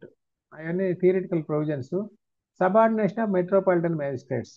ఇవన్నీ ఒక tabular form లో పెట్టుకొని చూడండి ఏ జడ్జిలు ఎలా ఉన్నారని, అప్పుడు పిక్చర్ క్లారిటీ ఉంటుంది దేనికి ఏ సెక్షన్ వర్తిస్తుందని. Chief metropolitan magistrate and every additional chief metropolitan magistrate shall be subordinate to the sessions judge. Sessions judge కింద ఉంటారు సిఎంఎంలు వీళ్ళంతా. And every other metropolitan magistrate shall subject to general provisions subordinate to the CMM. అది తర్వాత executive magistrates, ఇది చాలా important, దీని గురించి ఎక్కువ అడుగుతుంటారు వీటిల్లో. In every district and in every metropolitan area, the state government may appoint as many persons as it think fit to be EMs, executive magistrates, and shall appoint one of them to be district magistrate, DM అంటారు వీళ్ళని. ఇంకో కొన్ని states లో district కలెక్టర్ని DM అంటారు. మనం district collector అంటాం కదా, డీసీలు అంటే డిప్యూటీ కమిషనర్ అంటారు కొన్ని స్టేట్స్ లో. కలెక్టర్ని మనం డిస్ట్రిక్ట్ కలెక్టర్ డీసీ అంటాము, వాళ్ళు డిప్యూటీ కమిషనర్ అని డీసీ అంటారు. కొన్ని దగ్గర డిఎం అంటారు, డిస్ట్రిక్ట్ మ్యాజిస్ట్రేట్ అని ఆయన్ని. అలాగా నేమ్స్ మనకి బయట ఉంటుంది కదా, కలెక్టర్ అండ్ మ్యాజిస్ట్రేట్ అని ఉంటుంది కదా, కలెక్టర్ ఆఫీస్ బయట ఆయన డిజిగ్నేషన్. మ్యాజిస్ట్రేట్ పవర్స్ ఉంటాయి కలెక్టర్కి. State government may appoint, the state government may appoint any EM to be an additional district magistrate, and such magistrate shall have such are the powers as DM and under this code or any other law at the time being in force, whenever in consequence of the office of a DM become vacant. ఇంకా ఇవన్నీ next ఉంటాయి. వీళ్ళ వీళ్ళ రిలేటెడ్గా చూడండి. Special executive magistrates 20 అయిపోయింది కదా, 21. The state government may appoint for such term as it may think fit EMs to be known as special executive magistrates for such particular areas or for the performance of particular function and confer on such a special EMs such of the powers. ఏదైనా floods అట్లాంటి relief issues లో, ఇలాంటి ఏదన్నా ఒక sudden war like situations, tense atmosphere, ఏదన్నా పెద్ద పెద్ద గొడవలు అయినప్పుడు ఉన్న జడ్జిలు ఈ ఎగ్జిక్యూటివ్ మ్యాజిస్ట్రేట్ స్టడీ సరిపోకపోతే వాళ్ళు రిటైర్డ్ వాళ్ళని కూడా పెట్టుకోవచ్చు, ఎనీ పర్సన్కి వాళ్ళు కన్ఫర్ చేయొచ్చు. అవన్నీ పవర్స్ గవర్నమెంట్కి ఇచ్చారు ఎక్స్ట్రీమ్ సర్కమ్స్టాన్సెస్లో వాడుకోవడానికి. లోకల్ జ్యూరిస్డిక్షన్ ఆఫ్ ఈఎంస్, వాళ్ళ జ్యూరిస్డిక్షన్ దీంట్లో డిఫైన్ చేస్తారు. Subordination of executive magistrates, all executive magistrates other than the additional district magistrate shawl be subordinate to the DM and every executive magistrate other than SDM exercising powers in a subdivision shall also be subordinate to the subdivisional magistrate. District magistrate head ఉంటాడు, ఆయన కింద other executive magistrates ఇట్లా రకరకాలుగా ఉంటారు. Sub divisional magistrate ఉంటాడు. అట్లా వీళ్ళన్నీ ఒక tabular formula వేసుకుంటే మనకి క్లారిటీ వస్తుంది. Okay, the district magistrate may from time to time make rules or give special orders consistent with this code as to the distribution of business. ఇక్కడ కూడా distribution of business అన్నాడు among EMs subordinate to him and as to the allocation of business to an ADM additional district magistrate. ADM Jabalpur case విన్నారు కదా, ADM జబల్పూరే కదా case. So ఇక్కడ additional district magistrate అని వచ్చారు. అదే అడిషనల్ డిస్ట్రిక్ట్ మ్యాజిస్ట్రేట్ అంటే ఆర్డీఓను వాళ్ళు ఎవరో ఉంటారు, లేకపోతే జాయింట్ కలెక్టర్ ఎవరో ఉండొచ్చు. పబ్లిక్ ప్రాసిక్యూటర్స్, ఇది కూడా ఇంపార్టెంట్, ఏపీపీలో అలా రాసేవాళ్ళు చూడాలి. పబ్లిక్ ప్రాసిక్యూటర్ రిలేటెడ్ దాంట్లో ఎక్కువ వస్తాయి. The central government are for every high court the central government or state shall after, ఇంకా ఈ ఆఫ్టర్ కన్సల్టేషన్ విత్ హైకోర్ట్ అని తీసేస్తాము అంటే చదివేటప్పుడు, appoint a PP and may also appoint one or more additional PPs for conducting in such court any prosecution appeal or other proceeding on behalf of the government, as the case may be. The central government may appoint one or more PPs for the purpose of conducting any case or class of cases in a district or local area. For every district, the state shall appoint a PP and may also appoint one or more additional PPs for the district, provided that PPs or APPs appointed for one district may be appointed also to be PPs or APPs for another district. వాళ్ళకి additional charge ఇవ్వచ్చు, అది అక్కడ ఇచ్చారు. The DMs shall in consultation with the sessions judge, ఇది చాలా important. అడ్వకేట్లకు ఎంత అన్యాయం జరుగుతుందో ఇక్కడ తెలుస్తుంది. కాన్స్టిట్యూషన్ ఆర్టికల్ 16 తెలుసు కదా, అక్కడ వైలేషన్ ఎలా అవుతుందో ఇక్కడ చూద్దాం. The district magistrate shall in consultation with the sessions judge prepare a panel of names of persons who are in his opinion fit to be appointed as PPs or APPs for the district. District magistrate అంటే collector పీపీస్ని ఏపీస్ని select చేస్తాడు. ఆయన ఎట్లా చేస్తాడు, in consultation with session judge అంటాడు. ఆ session judge ఒక 100 పేర్లు ఒక 50 పేర్లు పంపిస్తాడు. ఆయన ఇచ్చిన 50 పేర్లో డిస్ట్రిక్ట్ కలెక్టర్ ఒక 10 పేర్లు టిక్ కొట్టుకుంటాడు. ఇది కాన్స్టిట్యూషన్ విరుద్ధం, రాజ్యాంగ విరుద్ధం, ఆర్టికల్ 16కి వ్యతిరేకం. ఈ ఈ యొక్క పీపీస్ ఏపీపీస్ అంతా కూడా పొలిటికల్ అపాయింట్మెంటెడ్ నామినీస్ లాగా జాయిన్ అయిపోతున్నారు. ఈవెన్ కొందరు వీటిల్లో కొన్ని కరప్షన్ అలిగేషన్స్ కూడా ఉన్నాయి. ఇట్లా జరిగే ప్రొసీడింగ్స్ లో ఎవరో పొలిటీషియన్ పట్టుకొని రికమెండ్ చేయించుకుంటాడు. అతను ఆ జిల్లా వాడు కూడా ఉండడు, ఎక్కడో ఊడిపడతాడు, ఇంకో జిల్లాకు వచ్చేస్తాడు. అది ఆర్టికల్ 16కి కంప్లీట్ వైలేషన్ లో ఏపీపీలు పీపీలు అపాయింట్మెంట్ జరుగుతుంది. నేను కూడా దీని మీద యాక్చువల్గా అందరికీ కొన్ని లెటర్లు, నోటీసులు కూడా పంపించాను గతంలో 6 months బ్యాక్. అలాగా మీరు కూడా ఎగ్జామిన్ చేయండి. ఆర్టికల్ 16 పెట్టుకొని ఈ పీపీలు ఏపీపీలు ప్రాపర్గా అపాయింట్ అవుతున్నారు లేదు చూడండి. ఇట్లా అపాయింట్ అయిన వాళ్ళకి ప్రాపర్ సబ్జెక్ట్ కూడా లేకుండా కౌంటర్లు కూడా ఇన్ టైంలో వేయలేకపోతున్నారు. One of the reason for lesser conviction rate by the Indian policies PPs APPs subject లేని వాళ్ళు కొందరు అపాయింట్ కావడం. అది మెరిట్ లేని వాళ్ళని సెలెక్ట్ చేసినందువల్ల వాళ్ళే కరప్షన్లో ఎంటర్ అయినప్పుడు ఆ డబ్బులు సంపాదించుకోవడం మీదే ఫోకస్ ఉంటారు అలా వచ్చిన వాళ్ళు. అట్లా కొంత కాన్విక్షన్ రేట్ కూడా తక్కువ అవుతా ఉంది. ఇది ఒక ప్రాబ్లం. తర్వాత వీళ్ళు అదే పీపీలు ఏపీపీలుగా చూపించి పనిచేసామని చెప్పి ఏపీపీలు ఉన్న వాళ్ళు పీపీలు అవుతున్నారు, పీపీలు జీపీలు అయిపోతున్నారు. తర్వాత కొద్ది రోజులకి ఇంకా పై లెవెల్స్ కూడా ఈ ఎక్స్పీరియన్స్ చూపించుకొని వెళ్ళిపోతున్నారు. అది సో ఇట్లాంటివన్నీ మీరు కూడా క్వశ్చన్ చేయొచ్చు తర్వాత లాయర్గా కంటిన్యూ అయితే, అంటే జడ్జిగా వెళ్ళకపోతే. Okay. No person shall be appointed by the state government as PP or APP for the district unless his name appears in the panel of names. ఆయన పేరు ప్యానల్ ఆఫ్ నేమ్స్ లో రావాలి. ఆ జడ్జి పంపించే పేర్లే ప్రాపర్గా ఉండవు. ఎందుకంటే దానికి ఒక ప్రాపర్ క్రైటీరియా ఏమి లేదు. వాళ్ళు ఎక్స్పీరియన్స్ ఎంత ఉండాలో ఏమిటని ఏదో ఇస్తారు, ఏదో పంపిస్తారు, అలా నడుస్తున్నాయి. నేను ఆర్టీఐ కింద కూడా అడిగాను, చాలా సెషన్స్ డిస్ట్రిక్ట్స్ వాళ్ళని అడిగాను, ఎవరు కూడా డీటెయిల్స్ ఇవ్వలేదు. చాలా మంది కలెక్టర్ దగ్గర ఉంటే ఆడ తెచ్చుకోండి అని చెప్పారు. వాళ్ళకి ఆర్టీఐ యాక్ట్ కూడా అర్థం కాలేదు కోర్ట్ స్టాఫ్కి. వాళ్ళ దగ్గర ఉంటేప్పుడు వాళ్ళు ఇవ్వాలి కానీ ఇంకొక ఆయన దగ్గర తెచ్చుకోమని చెప్పకూడదు. 6. Notwithstanding anything contained in subsection 5, where in a state there exists a regular cadre of prosecuting officers. మామూలుగా ఏపీపీలు పీపీపీలు ఈ పొలిటికల్ అపాయింట్మెంట్స్ కాకుండా నార్మల్గా ఎగ్జామ్ ద్వారా వచ్చిన వాళ్ళు కూడా ఉన్నారు. అవి రెగ్యులర్ క్యాడర్ ఉంది. అది state government shall appoint a PP or an APP only from among the persons containing such cadre. ఇది ఇక్కడ ఇచ్చారు.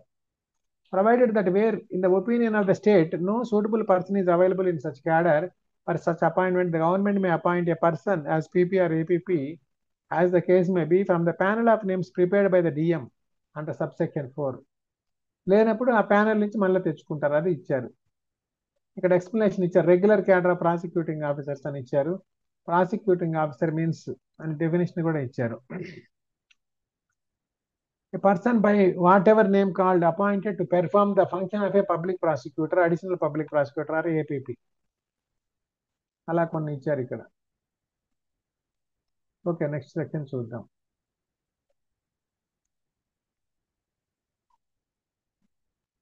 ఇక్కడ APPs 25. The state shall appoint in every district one or more APPs for conducting prosecutions in the courts of magistrates. 1 year. The central government may appoint one or more APPs for the purpose of conducting any case or class of cases in the courts of magistrates. Central government appoint చేయొచ్చు, state government కూడా appoint చేయొచ్చు. Save అన్నాడు కదా, save as otherwise provided అంటే except as otherwise provided అని చదువుకోవాలి. Save అంటే except అనే పదం పెట్టుకోండి. Except as otherwise provided subsection 3, no police officer shall be eligible to be appointed as APPs. ఒక్కోసారి పోలీస్ ఆఫీసర్లు కూడా ఏపీపీలుగా పెడతారు ఒక్కొక్కసారి ఎమర్జెన్సీలో. అది ఇక్కడ ఇచ్చారు. Where no APP is available for the purpose of any particular case, the DM may appoint any other person to be APP in charge of that case, provided that a police officer shall not be so appointed if he has taken any part in the investigation into the offense with respect to which the accused is being prosecuted. ఆ కేసులో ఐఓగా ఉన్నాయని పీపీగా పెట్టకూడదు. If is below the rank of inspector ఆయన కూడా పెట్టకూడదు. అంటే sub inspector పెట్టకూడదు. Inspector and above వాళ్ళని పీపీలుగా పెట్టచ్చు ఎక్సెప్షనల్ కేసెస్లో. అది ఇచ్చారు. 25 directorate of prosecution. State level ఉంటుంది వీళ్ళది directorate of prosecution. The state government may establish a directorate of prosecution consisting of a director of prosecution and as many deputy directors of prosecution as it thinks fit. A person shall be eligible to be appointed as a director of prosecution or a deputy director only if he has been in practice as an advocate for not less than 10 years. 10 years ఉండాలి ఇట్లాంటివి అడుగుతారు. And such appointment shall be made with the concurrence of Chief Justice of High Court. Concurrence of Chief Justice of High Court. Okay.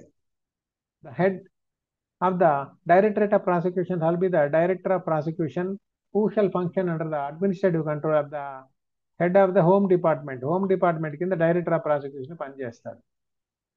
ఇంకా every deputy director ఎలా పనిచేస్తాడు అని ఇచ్చాడు. Every deputy director shall be subordinate to the director. Every public prosecutor APP and special public prosecutor appointed to conduct the case in high court shall be subordinate to the directorate of prosecution. Every public prosecution ఇవన్నీ ఉన్నాయి, వాళ్ళ subordinate ఎలా ఉంటారని చూడొచ్చు. ఈ state amendments కూడా ఉన్నాయి. తర్వాత పవర్ ఆఫ్ కోర్ట్స్, వాళ్ళు ఆ పవర్ ఏంటి, కోర్ట్స్ ఎంత పనిష్మెంట్ ఇస్తారు ఏమిటి అని దీంట్లో ఉన్నారు. Courts by which offences are triable subject to the other provisions of this code. Any offence under the IPC may be tried by the High Court, Court of Sessions or any other court by which such offence is shown in the first schedule to be triable. Any offence under IPC may be tried by any other court by which such offence is shown in the first schedule, provided that any offence under section 376 rape, 76A, 76B అవన్నీ 376C of IPC shall be tried as far as practicable by a court presided over by a woman advocate ఉండేటట్టు చూసుకోమన్నారు rape cases లో. Any offence under any other law shall, when any court is mentioned in this behalf, in such law be tried by such court, and when no court is so mentioned may be tried by High Court or any other court. ఏదైనా offence లో under any other law, వేరే లాలో, when any court is mention in this behalf be tried by such court, ఆ కోర్టుతో special కోర్టుతో చేయాలి. Jurisdiction in case of juveniles, juvenile justice act ఉంది. Any offence not punishable with death or imprisonment for life committed by any person who at the date when he appears or is brought before the court is under the age of 16 years may be tried by the court of a chief judicial magistrate or by any court specially empowered under the Children Act or any other law for the time being in force. Okay, children act ఉంది, మళ్ళీ juvenile justice act కూడా ఉంది. ఇవన్నీ juveniles దాని కింద వెళ్తారు. Sentences which high courts and session judges May pass, high courts కి empower, session judges కి. High Court may pass any sentence. A session judge or additional session judge may pass any sentence authorized by law, but any sentence of death shall be subject to confirmation by High Court. Any assistant session judge may pass any sentence authorized by law except a sentence of death or imprisonment for life or imprisonment for a time exceeding 10 years. అంటే 10 years below punishments అన్ని assistant session judge ఇవ్వచ్చు. Okay, sentence which magistrates May pass, magistrates కి ఏమి powers ఉన్నాయి? 7 years వరకు ఇవ్వచ్చు వాళ్ళు magistrates. First class magistrate ఇవన్నీ ఒక టేబులర్ ఫామ్ లో వేసుకోవాలి. 3 years అండ్ ఫైన్ 10,000 రూపీస్ వరకు ఇవ్వచ్చు. సెకండ్ క్లాస్ మ్యాజిస్ట్రేట్ 1 year ఉంది or 5,000 rupees, half of the punishment. ఇవి ఉన్నాయి. తర్వాత court of chief metropolitan magistrates అలా powers of a chief judicial magistrate and that of metropolitan magistrate, the powers of court of a magistrate of first class. So chief metropolitan magistrate కి ఏం powers ఉన్నాయంటే chief judicial magistrate ఉన్న పవర్సే ఉన్నాయి. Chief judicial magistrate 7 years ఉంది, metropolitan కూడా అంతే 7 years. Sentence of imprisonment in default of fine, fine కట్టకపోతే ఇంప్రిజన్మెంట్ ఎలా ఇవ్వాలి ఇక్కడ? The court of magistrate may award such term of imprisonment in default of fine as authorised by law. ఎవరు bell కొడుతున్నారు? 2 minutes చూడండి.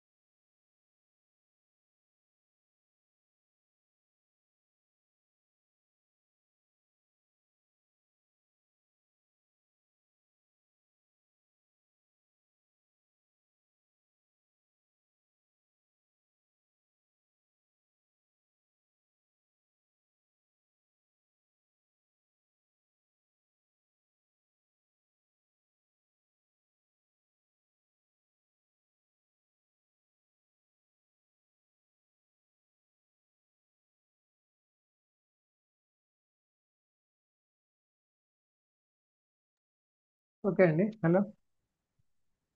ఇప్పుడు రెజ్యూమ్ చేస్తున్నాం. In default of fine, court of magistrate may award such term of punishment default of payment of fine as is authorised by law. ఇంకా ఐపీసీలో ఉంది fine కి equal గా ఎలా ఇచ్చారని.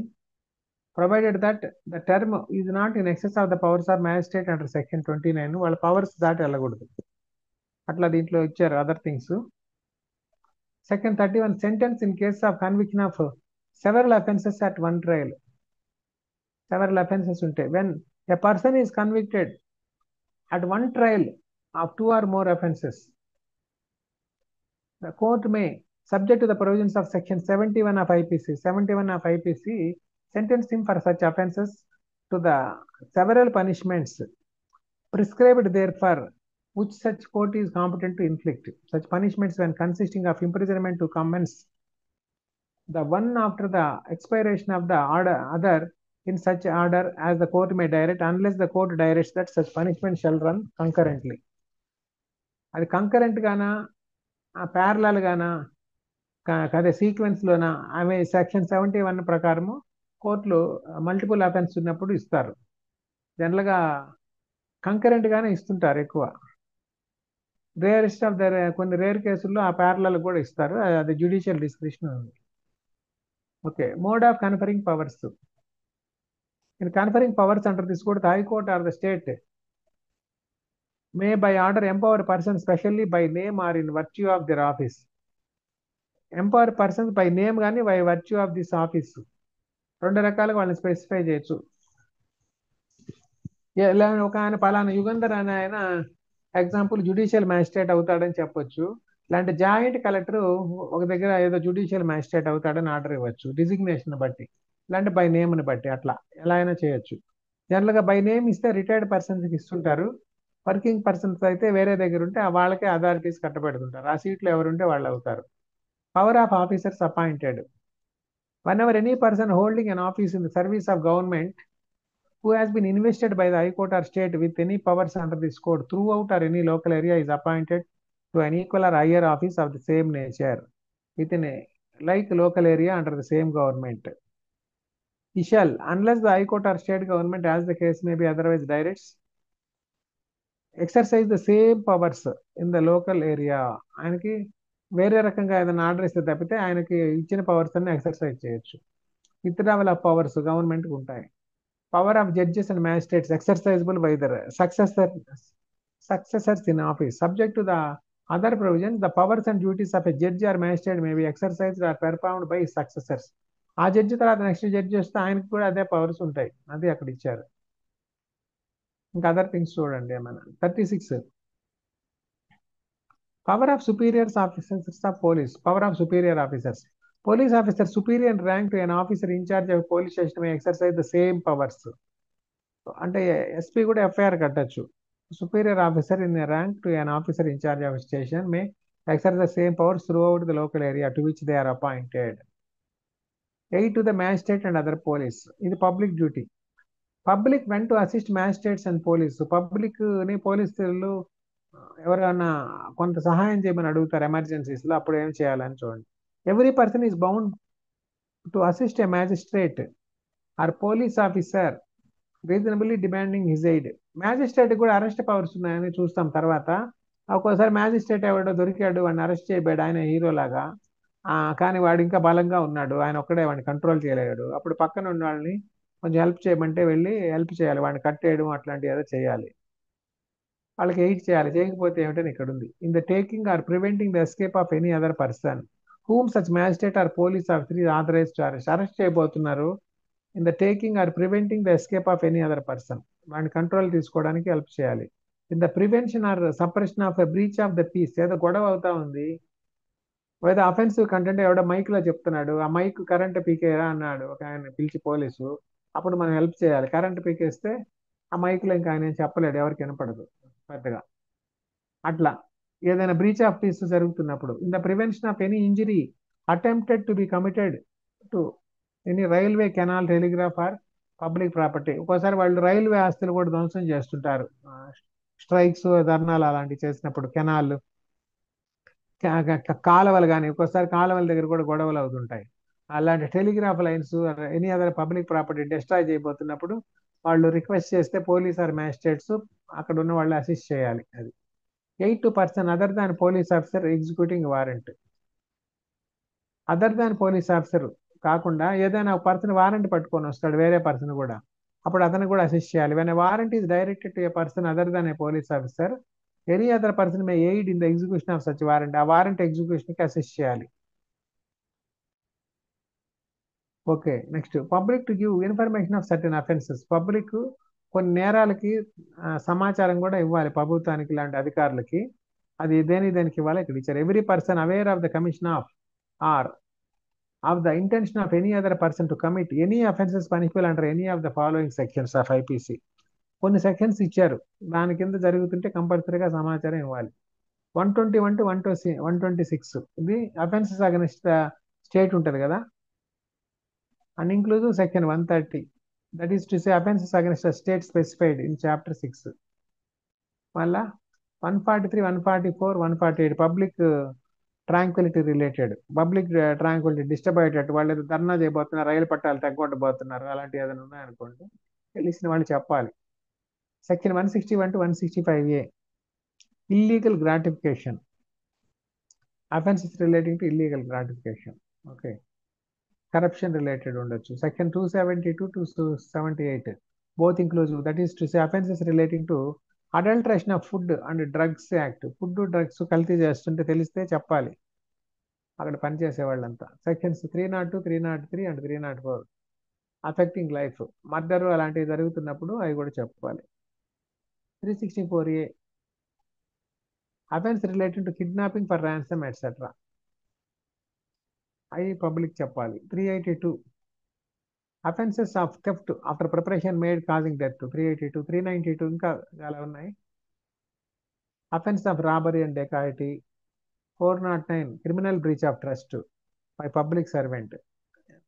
Criminal breach of trust by public servant మాత్రమే చెప్పాలి. ప్రభుత్వ అధికారులు ప్రభుత్వానికి నష్టం కలిగిస్తుంటే ఈ సెక్షన్ కింద మీరు కంప్లైంట్ ఇవ్వచ్చు వాళ్ళకి.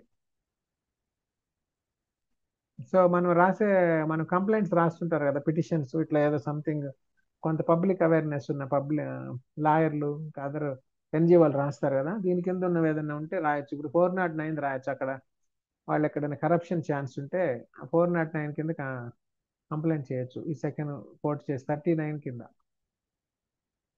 ఓకే, సెకండ్ 4 అంటే వాళ్ళ దగ్గర ఎవిడెన్స్ ఏదైనా ఉండాలి. ఊరికే పలానా తింటున్నాడండి అని పేపర్లో ఎవడో వేస్తే అలా కాదు.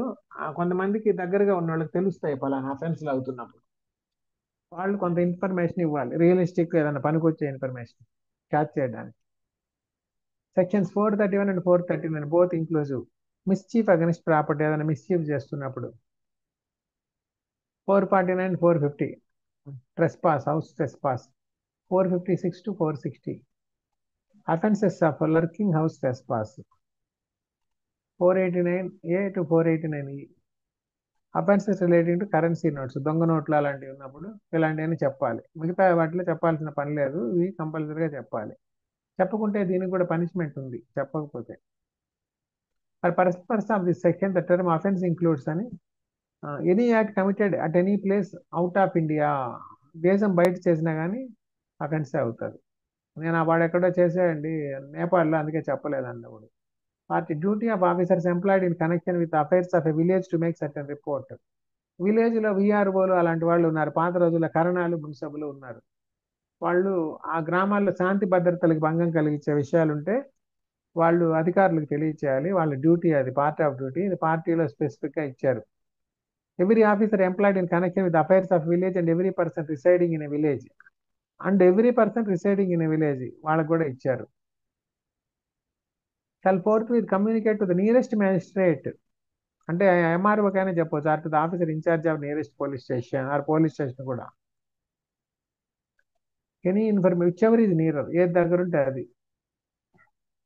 Any information which he may possess respecting the permanent or temporary residence of any notorious receiver. దొంగ సామాన్లు, దొంగ సొత్తు కొనేవాళ్ళు ఉంటారు, notorious receiver or vendor of stolen property. దొంగ సొత్తులు కొనేవాళ్ళు అమ్మేవాళ్ళు ఉంటే వాళ్ళ అడ్రస్లు ఏమన్నా మీకు తెలిస్తే చెప్పాలి. The resort to any place within or the passage through such village of any person whom he knows or reasonably suspect to be a thug, robber, escaped convict or proclaimed offender ఎవడన్నా ఉండి వాడు ఆ ఊరు గుండా వెళ్తుంటే కూడా చెప్పాలి, ఆ ఊళ్ళో ఉన్న చెప్పాలి. The commission of or the intention to commit in or near such village any non-bailable offense or any offense punishable under sections 143, 144, 145, 148 of IPC. 144 కూడా ఉంది కదా, పబ్లిక్ ట్రాంక్విలిటీ అఫెక్ట్ అయ్యే సెక్షన్స్ ఒక్కొక్కటి ఏమున్నాయో చూడాలి. The occurrence in or near such village of any sudden or unnatural death. Sudden or unnatural death అయింది, పంచనామా కోసం చెప్పాలి వాళ్ళు. Suspicious circumstances or the discovery in or near such village of any corpse, dead body or part of a corpse, part of dead body అలాంటివి కనిపిస్తే వాళ్ళు కనపడితే చెప్పాలి. Reasonable suspicion to such death has occurred are the disappearance from such village. The commission of intention to commit at any place any act which if committed in India would be an offense punishable under any of the following sections. ఇంకొన్ని sections ఇచ్చారు, 231 to 238 both inclusive, and 302, 304 ఇవన్నీ పైన కూడా వచ్చాయి. పైన వాళ్ళకి వచ్చినవే ఇక్కడ కూడా వచ్చాయి. హెల్ప్లో అడిగారు, ఇక్కడ కూడా ఇచ్చారు. బట్ అన్నీ రాలేదు, ఇవి గుర్తుపెట్టుకోవాలి sections. Any matter likely to affect the maintenance of order or prevention of crime or the safety of person or property respecting which the DM by general or special order made with the previous sanction of the government has directed him to communicate information. Any matter likely to affect the maintenance of order or prevention of crime వీటికి రిలేటెడ్గా ఏదన్నా ఉంటే అవి కూడా చెప్పాలి. In the second village అంటే ఏంటి ఇచ్చారు, ప్రొక్లైమ్డ్ అఫెండర్ అంటే ఏంటి, officer employed in connection with affairs of village అని డిఫైన్ చేస్తారు. అరెస్ట్ ఆఫ్ పర్సన్స్ ఇది ఇంపార్టెంట్ చూద్దాం. 41 when police may arrest without warrant. చూడండి, any police officer may without an order from a magistrate and without warrant, without an order from magistrate and without warrant may arrest any person who commits, ఇది చూడండి ingredients of this subsection చూడు, who commits in the presence of a police officer A cognitive. ఆ police officer చూస్తున్నాగానే వాడు పొడి చేశాడు, అప్పుడు ఆయన లేడు, ఎక్కడో పొడిచారని విన్నాడు, అప్పుడు అరెస్ట్ చేయాలంటే అదర్ థింగ్స్ వస్తు చూడాలి. ఆయన ముందు జరిగితే ఇది first level. Against whom a reasonable complaint has been made, అంటే reasonable complaint has been made, ఒక నమ్మదగ్గ ప్రైమా ఫేసి నమ్మదగ్గ కంప్లైంట్ ఇచ్చాడు, సార్ పలానా వాడు వీడిని పొడిచాడండి, ఇక్కడ హాస్పిటల్లో ఉన్నాడు అని చెప్పాడు అనుకోండి, అప్పుడు ఈమె అరెస్ట్ విత్ రీజనబుల్ కంప్లైంట్. అలాంటి ఆర్ క్రెడిబుల్ ఇన్ఫర్మేషన్, ఏదైనా సమ్ క్రెడిబుల్గా నమ్మదగ్గ ఇన్ఫర్మేషన్ ఉంటే చెప్పొచ్చు. అరే రీజనబుల్ సస్పిషన్, లేదంటే రీజనబుల్ సస్పిషన్ ఎగ్జిస్ట్, ఎవరు చెప్పలేదు, ఆయనే ఎక్కడో పోతే వాడు ఇంకొక హాస్పిటల్లో ట్రీట్మెంట్ తీసుకుంటున్నాడు, పొడిచిన వాడు వీడు దెబ్బతిన్నాడు, సో వీడి మీద సస్పెన్షన్ వచ్చింది, వాడు ఎక్కడున్నాడు ఏమంటే చెప్పలేదు. ఖైదీ సినిమా చూసారా చిరంజీవిది, కొందరన్నా చూస్తుంటారు కదా. చిరంజీవిని ఆ సినిమా స్టార్టింగ్ లోనే కత్తి పట్టుకొని పోతుంటాడు, ఎక్కడికి పోతున్నావు అంటే ఏదో ఊరి పేరు చెప్తాడు, మళ్ళీ వీళ్ళు కొంచెం దూరం పోయి చూస్తే వేరే ఊరికి వెళ్తూ ఉంటాడు, మళ్ళీ వెనక్కి వచ్చి అరెస్ట్ చేస్తారు. అది రీజనబుల్ సస్పెన్షన్ అనమాట, వచ్చింది పోలీస్ ఆఫీసర్కి అక్కడ. that he has committed a cognizable offense punishable with imprisonment for a cognizable offense చేశాడని 7 years బిలో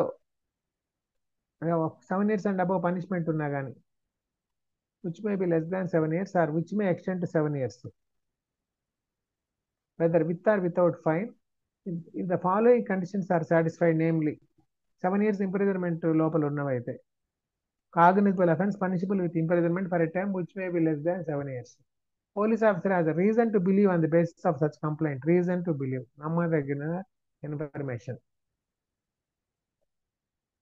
తర్వాత the police officer is satisfied that such arrest is necessary, satisfied that such arrest is necessary. అసలు arrest ఎందుకు చేస్తారు పోలీసులు, బేసికల్ గా ఒక నేరం జరిగినప్పుడు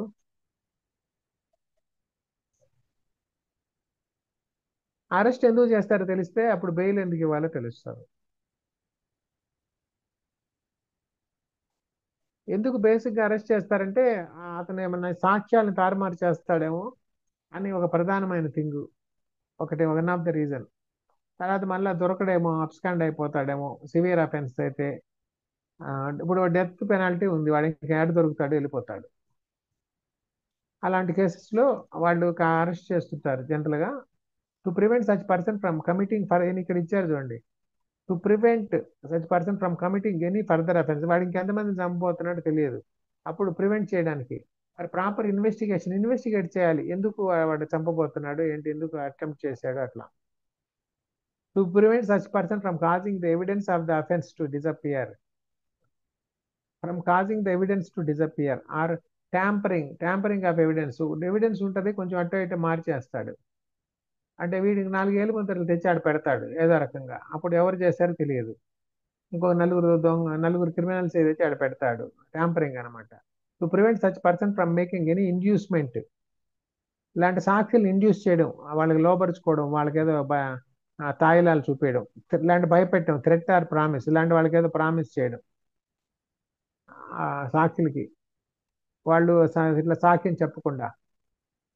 లేకుంటే unless such person is arrested, is presence in the court whenever required cannot be enjoyed. ఇలాంటి వాడు రాడు, అరెస్ట్ చేయకపోతే ఎస్కేప్ అయి జంప్ అయి వెళ్ళిపోతాడు, అప్పుడు వాళ్ళు అరెస్ట్ చేయొచ్చు.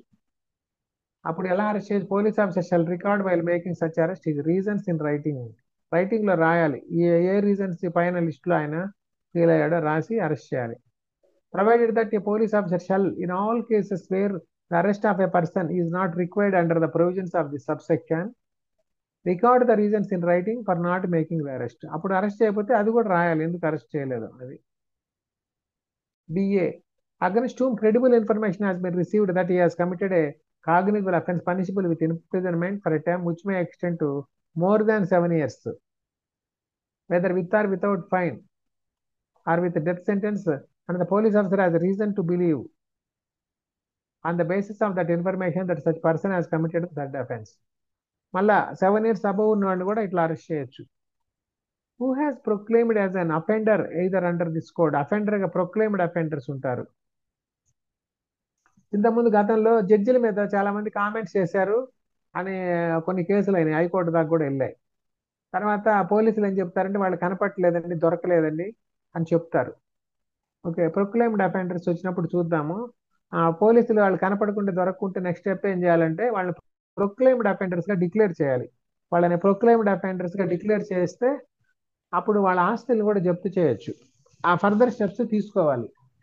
అలా తీసుకుంటే వాళ్ళు పక్కనే వాళ్ళు కలిసి కూడా టిఫిన్ టీలు తాగుతుంటారు, నాకు కనపడలేదు సార్ అని చెప్పొచ్చు ఐఓ. ఎందుకంటే కొంతమంది బాగా పవర్ఫుల్ పర్సన్స్ ఉన్నప్పుడు అట్లాంటి ఫాల్స్ స్టేట్మెంట్స్ ఇస్తుంటారు కోర్టుకి కూడా తెలిసినా కానీ ఇంకేం చేయలేక అదే నిజం అన్నట్టు రికార్డ్ చేసుకుంటారు. అప్పుడు వాళ్ళని ప్రొక్లైమ్డ్ అఫెండర్స్ గా డిక్లేర్ చేయమని ఫర్దర్ స్టెప్ తీసుకోవచ్చు. అంటే అదర్ ప్రొవిజన్స్ చూసుకోవాలి అప్పుడు. Okay, in whose possession anything is found, వాడి దగ్గర ఏదో దొరికింది, థెఫ్ట్ చేసిన సామాను ఏదో, which may be reasonably suspected to be stolen property and who may reasonably suspected of having committed an offense with reference to such thing. దొంగ సొత్తు దొరికింది, వాడి దగ్గర ఉంది. or who obstruct a police officer while in the custody of his duty, who obstructs, ఆ డ్యూటీని భంగం కలిగించినప్పుడు అడ్డం పట్టాడు, ఆయన ఏదో చేయబోతే ఆ సాక్ష్యాలు తీసుకుంటుంటే అడ్డం పోయాడు. ఆర్ హూ హ్యాస్ ఎస్కేప్ అయ్యాడు, or attempts to escape, attempt చేశాడు from lawful custody. Who is reasonably suspected of being a deserter, army నుంచి పారిపోయాడు, ఆర్మ్డ్ ఫోర్సెస్, వాళ్ళని కూడా పనిష్మెంట్ ఉంది. Who has been concerned in or against whom a reasonable complaint has been made or credible information has been received, ఇంకా further గా అలా ఉంది లెంగ్తీగా అయితే. Who being a released convict commits a breach of any rule made under subsection 5. వాడి మీద నేరారోపణ ఉంది, ఏదో బెయిల్ మీద వచ్చాడు, మళ్ళీ ఏదో చేయబోతున్నాడు, అప్పుడు కూడా అరెస్ట్ చేయొచ్చు. Okay, for whose arrest any requisition whether written or oral has been received from another police officer. ఒక్కోసారి written or oral any requisition written or other police stations వాళ్ళు కూడా పంపిస్తారు, వీడు మాకు కావాలంటే అరెస్ట్ చేయండి అని,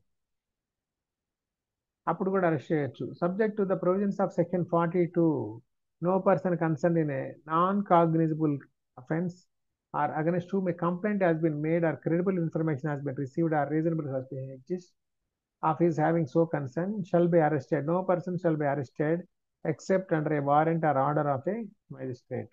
Magistrate order ఉండాలి. నాన్ కాగ్నిజబుల్ అఫెన్సెస్ లో అరెస్ట్ చేయాలంటే మ్యాజిస్ట్రేట్ ఆర్డర్ ఉండాలి, రిమాండ్ అరెస్ట్ వారెంట్ ఏదో ఉండాలి.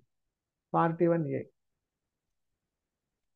41A నోటీస్ పాపులర్ కదా, దీంట్లో ఉంది చూడండి. Notice of appearance before police officer. Police officer phone చేసి పిలిస్తే వెళ్ళాల్సిన పని లేదు, ఏ ర్యాంక్ ఆఫీసర్ అయినా సరే. మనకి సమ్ నోటీసు, అదే నంబర్ ఏదైనా కానీ 41A ఇవ్వనండి, ఇంకోటి ఇవ్వాలి.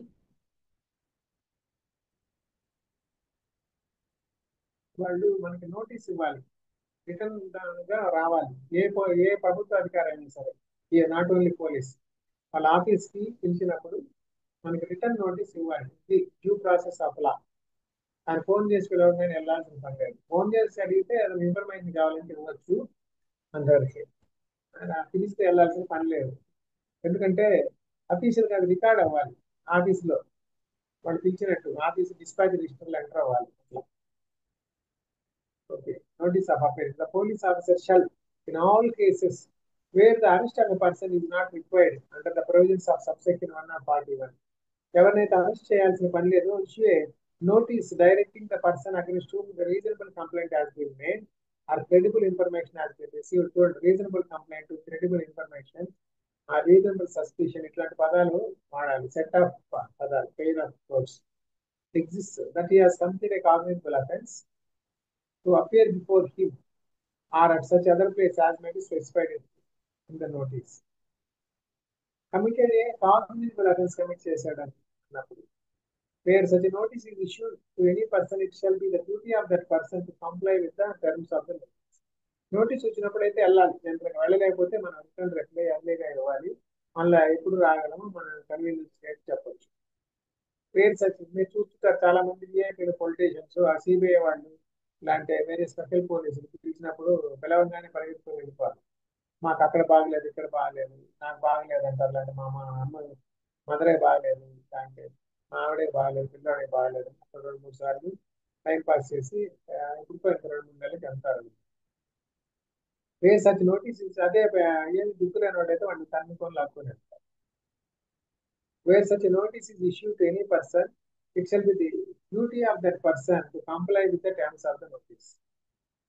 Where such person complies and continues to comply with the notice, comply చేసినప్పుడు, continues to comply అయినప్పుడు, he shall not be arrested. Notice ప్రకారం వచ్చాము కూర్చున్నాం, మళ్ళీ రేపు రా అన్నట్టు రేపు వెళ్ళాము, అప్పుడు he shall not be arrested in respect of the offense referred to in the notice unless for reasons to be recorded. ఏమన్నా ఉంటే ఆ రీజన్స్ రికార్డ్ చేయాలి. The police officer is not of the opinion that he ought to be arrested.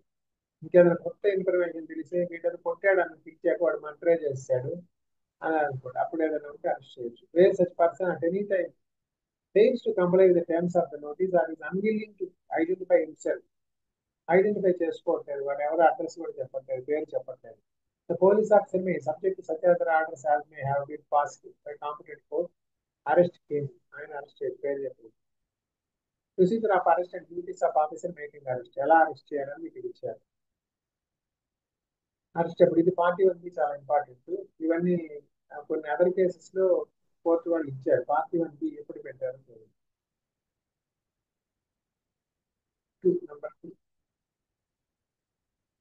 2009 criminal amendment. Every police officer while making an arrest shall bear an accurate, visible and clear identification of his name. వాళ్ళ పేరు కనబడేది పెట్టాలి. ఆయన white dress లో వచ్చేసి arrest చేసేవారు, ఆ కాకి డ్రెస్ యూనిఫామ్ లో పేరు బ్యాడ్ జాయిన్ చేసుకొని రావాలి చేతులను. వచ్చి ఫెసిలిటేట్ ఈజీ ఐడెంటిఫికేషన్. వచ్చినోడు పోలీసా వాడేవాడిని పెద్ద కిడ్నాపర్ మనకి ఎలా తెలుస్తుంది? అప్పుడు అంటే వాళ్ళకి బిజినెస్ మ్యాన్ సినిమాలో మహేష్ బాబు చూస్తారు కదా, అక్కడ బార్ లో అక్కడ కూర్చో ఉంటాడు, వాళ్ళు వస్తారు స్టేషన్కి పోదామరా అంటే, మీరు పోలీసుల నాకు నమ్మకోలేదు, స్టేషన్కి పోయి రండి యూనిఫామ్ వేసుకురామని చెప్తాడు. అప్పుడు అక్కడ ఫైట్ అవుతాడు. ఎందుకంటే he can resist if they are not in uniform, arrest కూడా రెసిస్ట్ చేయొచ్చు. కానీ మన దగ్గర ఎవిడెన్స్ ఉండాలి వాళ్ళు యూనిఫామ్ లో లేరు. ఇవన్నీ ప్రజెంట్ సీసీ కెమెరాలు అవి ఉన్నాయి కాబట్టి ఇంటికి వచ్చి అరెస్ట్ చేసినప్పుడు రిచ్ పీపుల్ అయితే వాళ్ళకి ఎట్లా సీసీ కెమెరాలు ఉంటాయి, అవి సాక్ష్యంగా ఉంటాయి. Prepare A memorandum of arrest, memorandum of arrest తయారు చేయాలి. వాళ్ళు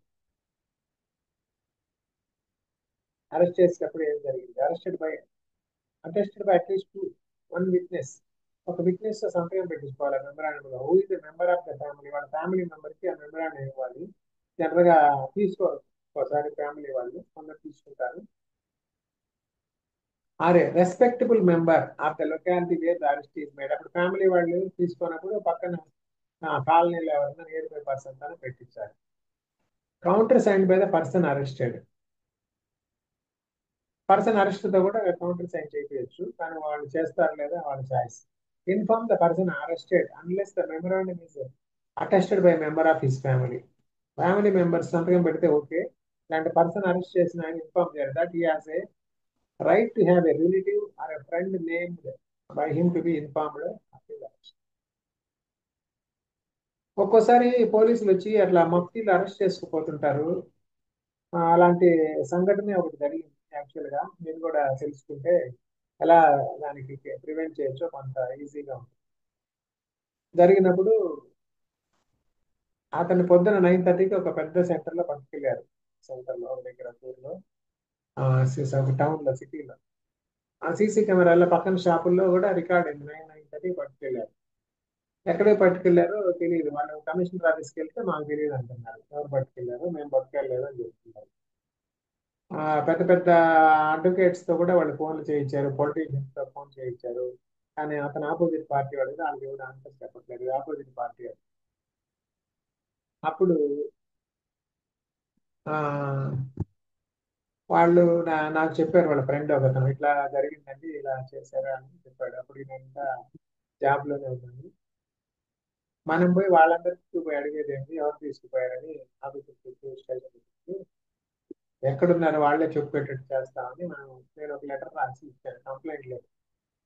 ఎందుకంటే వాళ్ళు యూనిఫామ్ లో లేరు కదా పోలీసులు. గుర్తు తెలియని వ్యక్తులు మా యొక్క ఫ్రెండ్ ని ఇలా కిడ్నాప్ చేసి తీసుకెళ్లారు, వాళ్ళు ఎవరు ఐడెంటిఫై చేసి ఎఫ్ఐఆర్ కట్టి వాళ్ళ మీద తగిన చర్యలు తీసుకోండి, కఠిన చర్యలు అని చెప్పి ఇచ్చాం. వెంటనే ఎఫ్ఐఆర్ కడితే వాడి పేరు రాయాల్సి వస్తుంది. ఎఫ్ఐఆర్ చివరి దాకా తీసుకెళ్లాలి కదా కేసు. వెంటనే వాళ్ళు అరగంటలో ఫోన్ చేసి మేమే తీసుకెళ్ళామండి పలానా ఊరికి, ఇంకో జిల్లా పోలీసులు వచ్చి తీసుకెళ్లారు వాళ్ళు. ఈ జిల్లా వాళ్ళకి ఇంటిమేట్ చేయలేదు. అట్లా మనము పేపర్ తో ఫైట్ చేయాలి ఎప్పుడు కూడా. అధికారులు వాళ్ళ అధికారులు దుర్వినియోగం చేసినప్పుడు మనం కూడా ప్రాపర్ గా తెలివిగా ఒక లెటర్ రైటింగ్ లో పెట్టినప్పుడు వాళ్ళు బయట పెట్టేస్తారు. Okay, next control room and district లో ఈ కంట్రోల్ రూమ్స్ ఉన్నాయో లేదో మీరు చెక్ చేయండి ఎక్కడైనా. The state government shawl establish police control room in every district police control rooms ఉంటాయి, స్టేట్ లెవెల్లో ఉంటాయి. అరెస్ట్ చేసిన వాళ్ళు ఎవరెవరిని అరెస్ట్ చేశారో అక్కడ డిస్ప్లే చేయాలి. The state government shall cause to be displayed on the notice board kept outside the control rooms. Outside the control rooms at every district, the names and addresses of the persons arrested and the name and designation of police officer who made the arrest. మీకు JCG exam అయ్యాక ఒకసారి district police ఆఫీసర్కి వెళ్ళి బయట notice ఉన్నాయా లేదా control room దగ్గర observe చేయండి. స్టేట్ కంట్రోల్ రూమ్ అట్లా పెడుతున్నారా లేదా, what is the actual problem. లేకుంటే we can give a notice ఇట్లా పెట్టట్లేదు ప్రాపర్గా. The control room at the police headquarters at the state level shall collect from time to time details about the persons arrested, nature of the offence with which they are charged, and maintain a database of the information of the general public. ఆ database maintain చేయాలి. And వాళ్ళ కొంతమంది ఇందాక నేను చెప్పినట్టు వచ్చి arrest చేసి తీసుకెళ్ళిపోయారు, ఎక్కడికి పోయారు తెలియదు, ఎవరు తీసుకుపోయారు తెలియదు. రిలేటివ్స్, ఫ్రెండ్స్, ఫ్యామిలీ అంతా కంగారు పడిపోతుంటారు. సరే మా పలానా పోలీస్ స్టేషన్ వాళ్ళు తీసుకెళ్లారంటే అక్కడ పోతారు కదా, పోయి తర్వాత నెక్స్ట్ స్టెప్స్ ఏదో లాయర్ని పట్టుకొని వెళ్తారు. అందువల్ల ఏంటంటే ఆ కంట్రోల్ రూముల దగ్గర ఇంటిమేట్ చేయాలి. పార్టీ వంటి right of arrested person to meet and advocate of his choice during the investigation. D for defence గుర్తుపెట్టుకోండి. To meet and advocate of his choice during interrogation టైంలో అడ్వకేట్ ఉండొచ్చు. అంటే ఇంట్రాగేషన్ అడిగేటప్పుడల్లా ఉండకూడదు, మధ్యలో gaps లో కానీ సమ్వేర్ పక్కన కానీ ఉండి అతను అడ్వకేట్ సలహా తీసుకోవచ్చు. when any person is arrested and interrogated by the police, he shall be entitled to meet an advocate of his choice during interrogation. ఆయన చాయిస్. ఒక్కోసారి పోలీసులు వాళ్ళే అడ్వకేట్ ని పెట్టేస్తుంటారు. ఆయన ఒక ఆయన పెట్టి మీరు బెయిల్ బాగా ఇప్పించే వీరుడు, ఇంత బెయిల్ ఇచ్చుకోండి అంటారు. వాళ్ళకి అండర్స్టాండింగ్ ఉంటుంది. మామూలుగా అదర్ అడ్వకేట్ చేసే ఫీజుల కంటే ఇంకా డబుల్ రేట్ పెడతారు. పోలీసులు చెప్పిన అడ్వకేట్ కదా, అదంత ఫీజు చెప్తే పంపించుకుంటారు, ఇద్దరు పంచుకుంటారు. ఇట్లా ఇది యాక్చువల్గా ఢిల్లీలో కూడా జరిగింది. ఒక అతను చెప్పాడు. ఇంకా నన్ను అడిగితే ఫస్ట్ వేరే అడ్వకేట్ తెలిసిన ఆయన విజయవాడ అడ్వకేట్ పేరే ఇచ్చాను. ఇతను వాళ్ళ దగ్గరికి వెళ్లకుండా పోలీసులు చెప్పిన అడ్వకేట్ దగ్గరికి వెళ్ళాడు. వాడు మళ్ళా బెయిల్ తర్వాత ఫోన్ ఎత్తినా కానీ ఫోన్ చేసినా ఎత్తలేదు, ఇంట్లో రెస్పాన్స్ లేదు. అంటే బెయిల్ వరకు వేసి ఒక 50,000 లెక్క తీసుకుని వెళ్ళిపోయారు. అలా 42 arrest on refusal to give name and address. Name and residence, పేరు రెసిడెన్షియల్ అడ్రస్ చెప్పాలి. ఎప్పుడైనా పోలీసులు అడిగినప్పుడు ఒకసారి నైట్ టైం వచ్చినప్పుడు కూడా అడుగుతుంటారు ఎవరు ఎక్కడి నుంచి వస్తారు. ఒకసారి స్పెషల్ చెకప్ లో కూడా అడుగుతుంటారు. పేరు అడ్రస్ చెప్పేసి ఒక రీజనబుల్ గా క్లారిటీ ఇస్తే వెళ్ళిపోవచ్చు. అంటే వాళ్ళు ఎవరి కోసం ఎదుగుతుంటారు, మనం చెప్పే విధానాన్ని బట్టి ఉంటుంది. మనం చెప్పకపోతే మనమే వాళ్ళు అనుకుంటారు, లేకపోతే వాళ్ళు ఇరిటేట్ అవుతారు. పొద్దున్నీ చెప్పుకుంటారు కదా ట్రాఫిక్ లో, వాళ్ళకి కొంచెం ఇరిటేషన్ ఉంటుంది. ఆ ఫ్రస్ట్రేషన్ లో ఏదో ఒకటి అంటారు. మనం సైలెంట్ గా నేమ్ పేరు చెప్తే క్వైట్ గా జరిగిపోయే అవకాశం. When any person who, in the presence of a police officer, has committed or has been accused of committing a non-cognizable offense, in the presence police officer ముందే వాడు ఏదో నేరం చేశాడు, నాన్ కాగ్నిజబుల్ అఫెన్స్, కాగ్నిజబుల్ కాదు non cognisable చేశాడు, ఎవరినో కొట్టాడు చెప్పగల రెఫ్యూజియస్ ఆన్ డిమాండ్, ఆ పేరు అడ్రస్ చెప్పాలి. Officer to give his name and residence or gives a name or residence officer has reason to believe to be false. లేదంటే ఇది అబద్ధం పేరు, కొంతమంది దొంగ పేర్లు చెప్తారు, వేరే రాంగ్ అడ్రస్ చెప్తారు. వీరి పేరు సుబ్బారావు అయితే అప్పారావు అండి అంటాడు, విజయవాడలో ఉంటే గుంటూరులో ఉంటానండి చెప్తారు. అట్లా చెప్పేసి ఎస్కేప్ అవుతారు. అని డౌట్ వచ్చింది అనుకోండి, మళ్ళీ గుంటూరులో ఎక్కడ అది ఇదని కన్ఫ్యూజ్ చేశారంటే, వాడు సరిగ్గా ప్రాపర్ అడ్రస్ చెప్పలేదనుకోండి, అప్పుడు he may be arrested. When the true name and residence of such person has been assigned, తర్వాత ట్రూ నేమ్ రెసిడెన్స్ దొరికాయి అనుకోండి, he shall be released on his executing a bond. అప్పుడు bond మీద release చేయొచ్చు, with or without sureties, to appear before a magistrate if so required, provided that if such person is not resident in India, not resident in India లో ఉన్నట్టు వాడు non resident, the bond shall be secured by a surety or other surety. అప్పుడు bond shall be secured అన్నమాట, secured bond ఇవ్వాలి. Should the true name and residence of such person not be ascertained within 24 hours from the time of arrest, or should he fail to execute a bond, or if so required to furnish sufficient sureties, he shall forthwith be forwarded to the nearest magistrate. Non cognizable offence, పేరు చెప్పలేదు, address లేదు, bond ఇవ్వలేదు, అప్పుడు judge గారు తీసుకుపోతే ఇంకేదో remand అయ్యేదో further steps ఏదో చూస్తారు.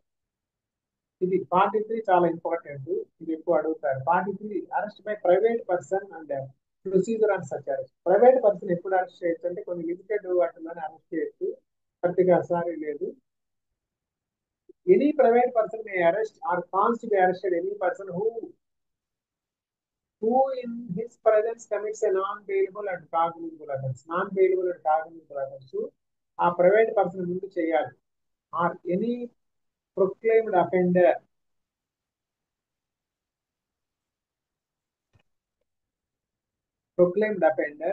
అండ్ అలాంటి ప్రొక్లైమ్డ్ అఫెండర్ ఉండాలి, అతను అరెస్ట్ చేయొచ్చు. ఎందుకంటే గవర్నమెంటే వీడు పారిపోయాడు, ప్రొక్లైమ్డ్ అఫెండర్ ఎక్కడ బయటనా అరెస్ట్ చేయొచ్చు అని వాళ్ళే ఇస్తారు నోటీస్ సంథింగ్. అప్పుడు ప్రొక్లైమ్డ్ అఫెండర్ డిక్లేర్ అయినప్పుడు అరెస్ట్ చేయొచ్చు వితౌట్ అన్నెసరీ డిలే. అప్పుడే అరెస్ట్ చేసేయాలి.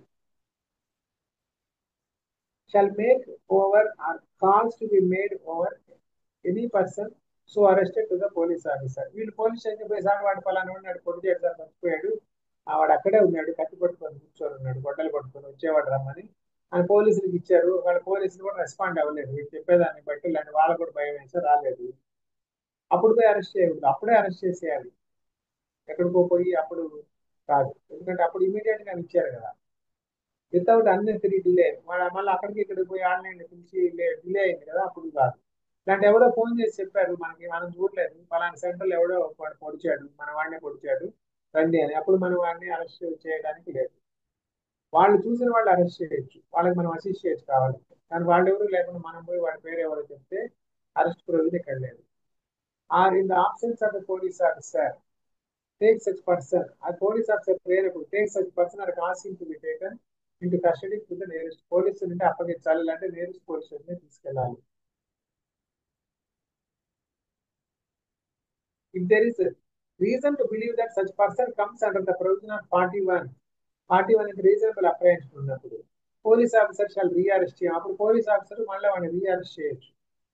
If there is reason to believe that he has committed a non-cognizable offense and he refuses on demand to give his name and address, non-cognizable అంటే మనం repeated or gives a name or residence which false, it shall be dealt with under provisions of 42. 44 ఇందాక అనుకున్నాం arrest by magistrate. ఇది ఎప్పుడు general గా జరగదు. ఒకళ్ళు చేస్తే ఎప్పుడన్నా ఎంఆర్ఓలు, ఆర్టీఓలు, కలెక్టర్, జాయింట్ కలెక్టర్ లాంటి వాళ్ళు చేయవచ్చు arrest. Arrest on their own, వాళ్ళు యాక్చువల్ గా they can order arrest of any person.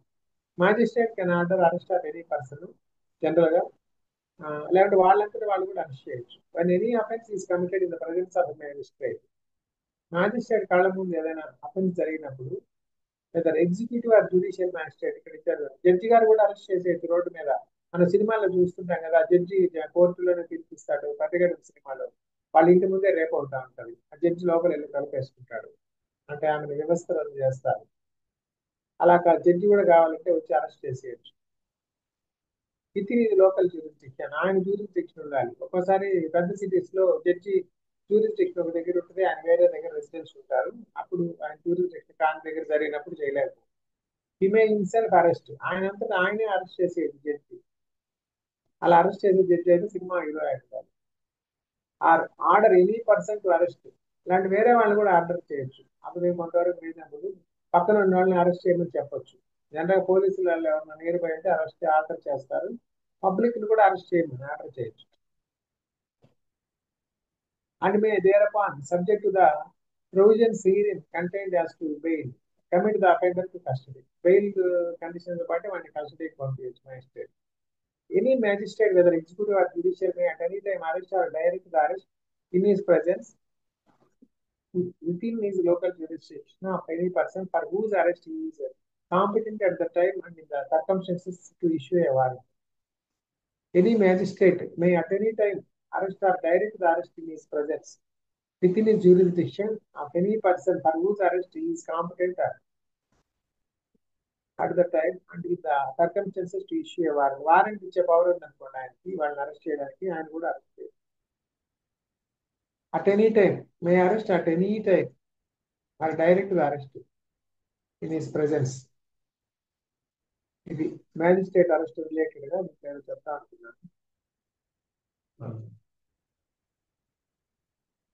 Public assistance కూడా ఆయన తీసుకోవచ్చు. ఇంకొకటి ఆ పాయింట్ ఏంటంటే, ఒక మ్యాజిస్ట్రేట్ నేరం చూశాడు, రోడ్డు మీద అవుతా ఉంది, ఆయన పోయి అరెస్ట్ చేసాడు, ఆయన జ్యూరిస్డిక్షన్. ఇప్పుడు కేసు కోర్టుకు వస్తుంది, అప్పుడు జడ్జి ఎవరు ఉంటారు?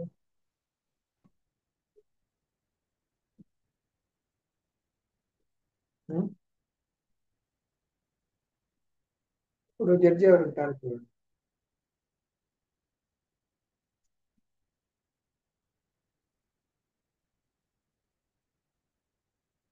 ఆయన జడ్జిగా ఉండడానికి లేదు, ఎందుకంటే ఆది ఆల్టర్ పార్ట్ అండ్ అదర్ ఉన్నాయి కదా ప్రిన్సిపల్స్ ఆఫ్ నేచురల్ జస్టిస్ లో. You cannot be a judge on your own case. ఈయనే విట్నెస్, ఈయనే జడ్జి, ఈయనే విట్నెస్ ఇచ్చి ఈయనే తీర్పు చెప్పేస్తే కుదరదు. అప్పుడు వేరే జడ్జికి ఇవ్వాలి. ఆ ప్రిన్సిపల్స్ ఆఫ్ నేచురల్ జస్టిస్ లో ఇది ఒక థింగ్ వస్తుంది. దానికి ఏదో పేరు ఉంది కదా, nemo judex in causa sua. Nemo judex in causa sua, no one should be a judge in their own case. అప్పుడు ఆ కేసు ఆయనదే, ఆయన అరెస్ట్ చేశాడు. ఇప్పుడు ఆయన జడ్జిగా, ఆయన జ్యూరిస్డిక్షన్ అయినా కూర్చోడానికి లేదు. అప్పుడు ఇంకొక అదర్ జడ్జికి ఆ కేసు పంపించాలి. దానికి ప్రొవిజన్స్ ఎక్కడ ఉన్నాయో వెతకండి, అలాంటివి సిఆర్పిసిలోనే ఉంటాయి. అది ఇది రూల్ అగెన్స్ట్ బయాస్ కూడా ఉంటది. ఈయన అరెస్ట్ చేసినప్పుడు ఆయన శిక్షించాలని చూస్తాడు, అందువల్ల ఆయన జడ్జిగా పెట్టరు, వేరే ఆయన జడ్జి ఉంటారు. అట్లనే కొంతమంది జడ్జిల మీద కొంతమంది దౌర్జన్యం చేస్తుంటారు కోర్టుల్లో, అక్యూజ్డ్ పర్సన్స్. వాళ్ళ మీద ఏదైనా కేసులు పెట్టినప్పుడు కూడా జనరల్ గా ఆ జడ్జే విచారించారు, ఇంకొక జడ్జి విచారించాల్సి వస్తారు దీని కింద. ఎందుకంటే అక్కడ విక్టిమే జడ్జి అయ్యాడు కదా, మళ్ళీ ఆయన విక్టిమే cannot be judge in his own case అవుతారు. Protection of members of armed forces arrest. 45 protection of members of the armed forces from arrest. Notwithstanding anything contained in 41 to 44, no member of armed forces shall be arrested for anything done or purported to be done by him in the discharge of his official duties, except after obtaining consent of the central government. Consent ఇచ్చాకే armed forces persons ని arrest చేయాలి. 46 arrest ఎలా చేయాలని ఇచ్చారు. దీంట్లో బేసికల్ concept ఏంటంటే least force వాడాలి, మినిమం ఫోర్స్ వాడాలి. యు ఆర్ అండర్ అరెస్ట్ అన్నారు సినిమాటిక్ గా, వాడు సైలెంట్ గా అయిపోయాడు అనుకోండి, ఇంకా వాడి నుంచి కారు ఎక్కంటే ఎక్కాడు అనుకోండి, ఇంకా అరెస్ట్ అయిపోయినట్టే. బెయిల్ వేయడం అయింది చేయాల్సిన పని లేదు. ఇక్కడ ఇచ్చారు ఒక లీస్ట్ ఫోర్, లేదా వాడు పారిపోతున్నాడు పట్టుకోవాలి. వాడు కొంచెం తిరగబడితే ప్రపోర్షనేట్ ఫోర్సే వాడాలి, అంతేగాని వాడిని చావు కొట్టేసి లోపలేయకూడదు. In making an arrest, the police officer or other person making the same shall actually touch or confine the body of the person to be arrested, unless there be a submission to the custody by word or action. వాడ వచ్చి మనకి కూర్చున్నాను అనుకోండి, వాడిని పట్టుకోవాల్సిన పని కూడా లేదు వాళ్ళు. Provided that where a woman is to be arrested unless circumstances indicate the contrary, her submission to the custody on an oral intimation of arrest shall be presumed, and unless the circumstances otherwise require, or unless the police officer is a female, the police officer shall not touch the person of the woman for making her arrest. Women police officer అయితేనే women touch చేసి arrest అనాలి. Gent police officer అయితే ఆమెని కూడా arrest అని declare చేయొచ్చు, కానీ you cannot touch. If such person forcibly resists the endeavor to arrest or attempts to evade the arrest, such police officer or other person may use all means necessary to effect the arrest. All means required means వాడచ్చు, but it should be proportional. Nothing in the second gives a right to cause the death of a person who is not accused of an offense punishable with death or with imprisonment for life. ఏదో చిన్న నేరం చేశాడు దొంగే, వాడికి 3 ఏళ్ల punishment, దానికి వాడిని చంపేశారు. వాడి ఎస్కేప్ వెళ్ళిపోతున్నాడు, గన్ పెట్టి కాల్చాడు, చచ్చిపోయాడు.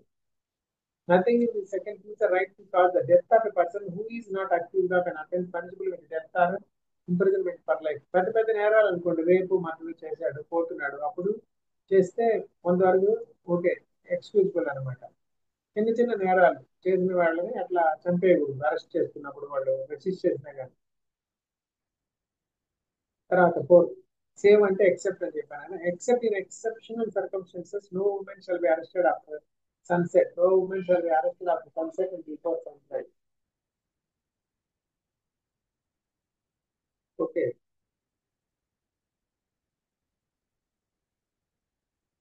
And where such exceptional circumstances exist, the women police officer shall, by making a written report, obtain the prior permission of the judicial magistrate of first class in whose local jurisdiction the offence is committed, or the arrest is to be made. ఆ judge దగ్గర, magistrate దగ్గర permission తెచ్చుకోవాలి. 47, search of place entered by person sought to be arrested. ఎవరినో arrest అయిపోయాడు, వాడు తప్పించుకొని వెళ్ళిపోయాడు, ఎక్కడికి వెళ్ళిపోయాడు, అక్కడ వేరే ఇంట్లో దూరేశాడు, అక్కడ సెర్చ్ చేయాలి. అప్పుడు if any person acting under warrant of arrest, వాడి మీద వారెంట్ ఉంది, or any police officer having authority to arrest has reason to believe that the person to be arrested has entered into or is within any place, any person residing in or being in charge of such place shall not demand of such person acting as aforesaid or such police officer allow him free ingress into their. Ingress అంటే లోపలికి వెళ్ళడం, ingress అంటే, egress అంటే బయటకు రావడం. వాళ్ళకి లోపలికి వెళ్ళడానికి పర్మిషన్ ఇవ్వాలి. ఎందుకంటే ఆ నేరం చేసిన వాడికి వీళ్ళకి కూడా సంబంధం లేదు, తరుగుతూ ఉంటే సినిమాలో లాగా ఏదో కనపడి ఇంట్లో దూరేశాడు, వాడు లోపలికి వెళ్ళిపోయాడు క్యాంపస్ లో. అప్పుడు వాళ్ళు అలా పర్మిషన్ అడిగినప్పుడు వాళ్ళు ఇవ్వాలి, ఫ్రీగా ఇంగ్లీష్ ఇవ్వాలి. అండ్ అప్పుడు ఆల్ రీజనబుల్ ఫెసిలిటీస్. అంటే భోజనాలు, టిఫిన్లు పెట్టడం కాదు, ఏదైనా రూములు తాళాలు ఉంటే తాళాలు తీయడము, లైట్లు వేయమంటే లైట్లు వేయడము, కిటికీలు తీయమంటే తీయడము, అట్లా ఏదైనా ఇంకా అదర్ చిన్న చిన్న ఫెసిలిటీస్ ఇవ్వడానికి. ఓకే, ఇంకా దాంట్లో అది అదర్ థింగ్స్ ఉన్నాయి. Pursuit of offenders into other జ్యూరిస్డిక్షన్స్. వాడు తరుముకుంటూ వెళ్ళారు, వాడు దాటేసి చెక్ గడి వెళ్ళిపోయాడు తెలంగాణ దాటి. A police officer may, for the purpose of arresting without warrant any person whom he is authorized to arrest, pursue such person into any place in India. వాడిని మళ్ళీ jurisdiction దాటే సినిమాల్లో లాగా గీత దగ్గర ఆగిపోవడం, లక్ష్మణ్ రేఖ ఉన్నట్టు. ఇక pursue such person into any place in India. వేరే స్టేట్కి కూడా వెళ్ళి అరెస్ట్ చేయొచ్చు, కానీ అక్కడ వాళ్ళకి ఇంటిమేట్ చేయాలి as per the rules. No unnecessary restraint. లేదా అది అరెస్ట్ చేసే అధికారం ఉందని ఆ కాళ్ళు చేతులు కట్టి బండి వెనకాల వేయడానికి లేదు. The person arrested shall not be subjected to more restraint than is necessary to prevent his escape. వాడు పారిపోకుండా ఉండేంత వరకే వాడిని కంట్రోల్ చేయాలి. అంటే కాళ్ళు చేతులు కట్టి బండి వెనకాల లగేజ్ చేసినట్టు వేసి తీసుకెళ్ళకూడదు, ఇలాంటి ఏదైనా పట్టుకూడదు, అలాంటివి చేయకూడదు. 50 person arrested to be informed of grounds of arrest and of right to bail. నీకు వాడికి బెయిల్ ఎప్పుడు వస్తుందా రాదా, రైట్స్ ఆఫ్ అరెస్ట్, లాయర్ పెట్టుకునే రైట్, దానికి అదర్ రైట్స్ ఇంటిమేట్ చేయాలి, వాళ్ళ ఫ్యామిలీకి ఇంటిమేట్ చేయాలి. అవన్నీ ఇక్కడ ఉంది. 50 obligation of persons making arrest inform about the arrest etcetera to nominated person. వాళ్ళ రిలేటివ్స్ కో ఫ్రెండ్స్ కో ఎవరైతే నామినేటెడ్ పర్సన్ ఉంటే వాళ్ళకి వాళ్ళు ఇంటిమేట్ చేయాలి అరెస్ట్ చేసిన ఆఫీసర్. అవన్నీ దీంట్లో ఉన్నాయి. 51 సెర్చ్ ఆఫ్ అరెస్టెడ్ పర్సన్. ఎవరిని అరెస్ట్ చేసేటువంటి సెర్చ్ చేస్తారు, వాడి దగ్గర గంజాయి దొరకవచ్చు, గన్న దొరకవచ్చు, cyanide దొరకవచ్చు. whenever a person is arrested by police officer under a warrant which does not provide for the taking of the bail, or under a warrant which provides for the taking of bail, but the person arrested cannot furnish bail, arrested cannot furnish bail, and whenever a person is arrested without warrant or by a private person under warrant and cannot legally be admitted to bail or is unable to furnish bail. So many conditions are ఇచ్చారు. అల్టిమేట్గా ఏంటంటే వాళ్ళు arrest చేసి receipt showing the articles taken in position. Arrest చేసినప్పుడు వాళ్ళ దగ్గర ఏమేమి articles, mobiles ఉన్నాయి, అదర్ థింగ్స్ ఉన్నాయి, అవన్నీ వాళ్ళకి ఇవ్వాల్సి వస్తుంది. పోలీస్ స్టేషన్కి వెళ్ళేటప్పుడు ఎవరైనా అక్యూజ్డ్ పర్సన్ మొబైల్తో వెళ్తే మీ దగ్గర ఏదైనా ఎవిడెన్స్ ఉందనుకోండి, యాక్చువల్గా మీరు నేరం చేయలేదు, మీ మీద దొంగ కేసు, మీ దగ్గర ఎవిడెన్స్ ఉంది, పోతే పోలీసులు ముందు ఆ మొబైల్ తీసుకొని ఎవిడెన్స్ అన్ని అరేంజ్ చేసేస్తారు. అందుకని ఇప్పుడు కూడా మీ దగ్గర ఎవిడెన్స్ ఉన్న మొబైల్స్ తో పోలీస్ స్టేషన్కి వెళ్ళకూడదు. అవి తర్వాత కన్సర్న్ లాయర్ కి సబ్మిట్ చేయాలి.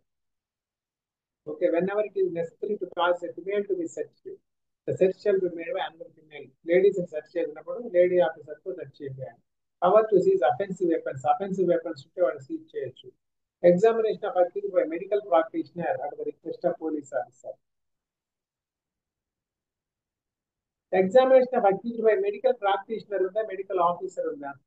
తేడా ఉందా రెండుకి?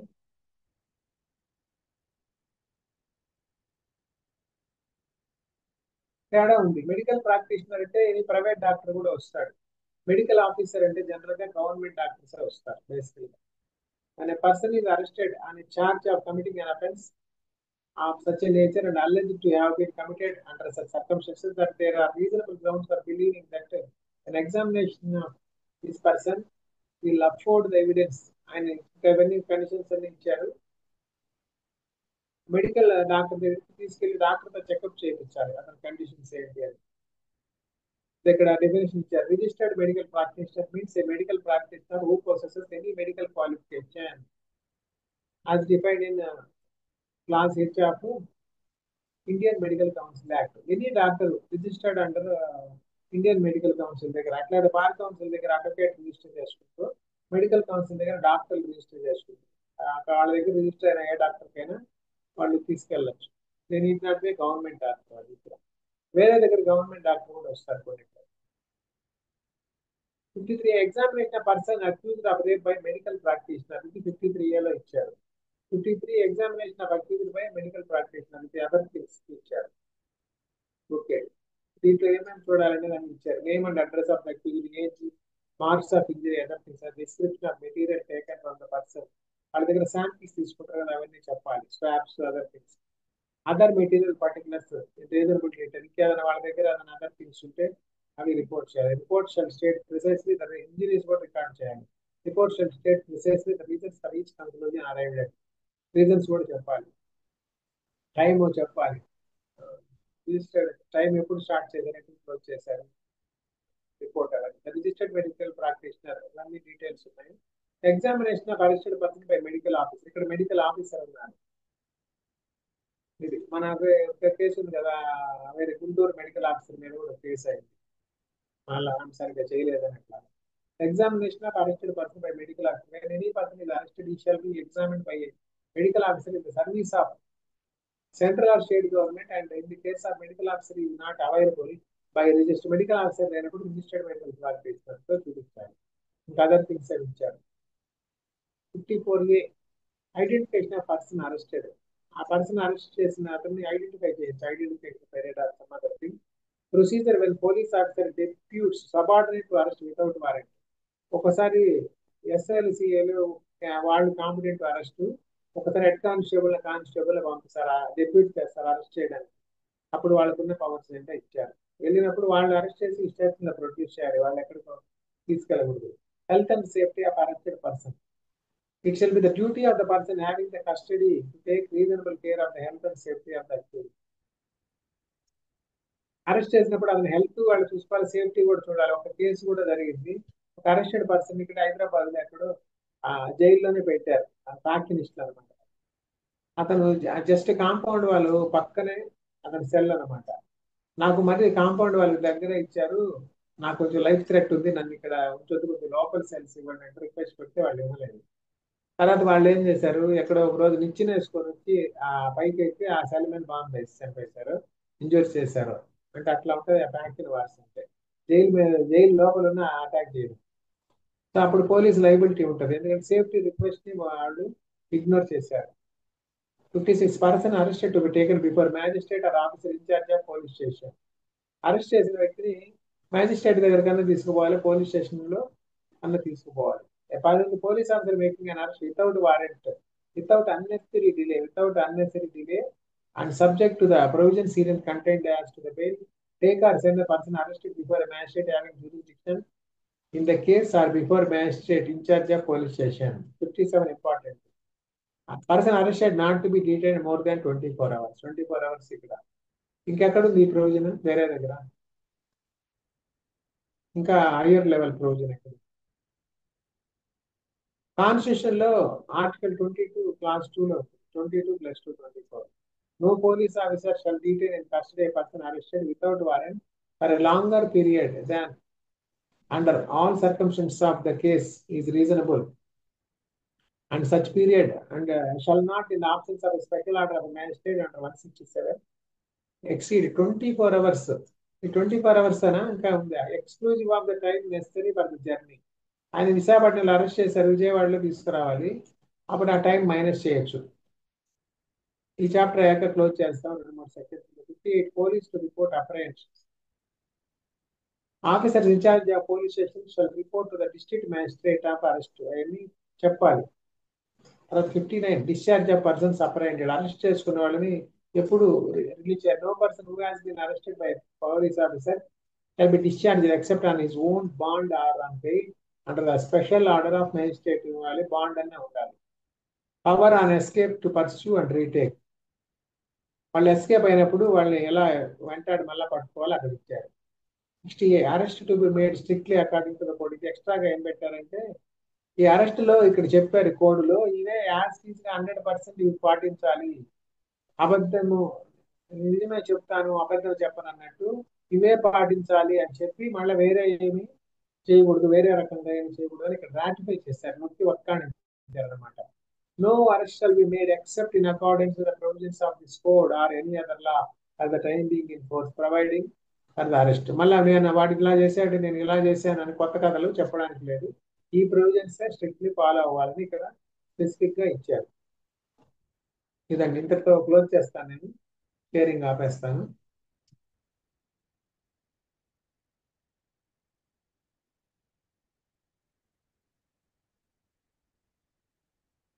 Sharing ఆపేస్తాను. Recording also I'm stopping. Thank you all.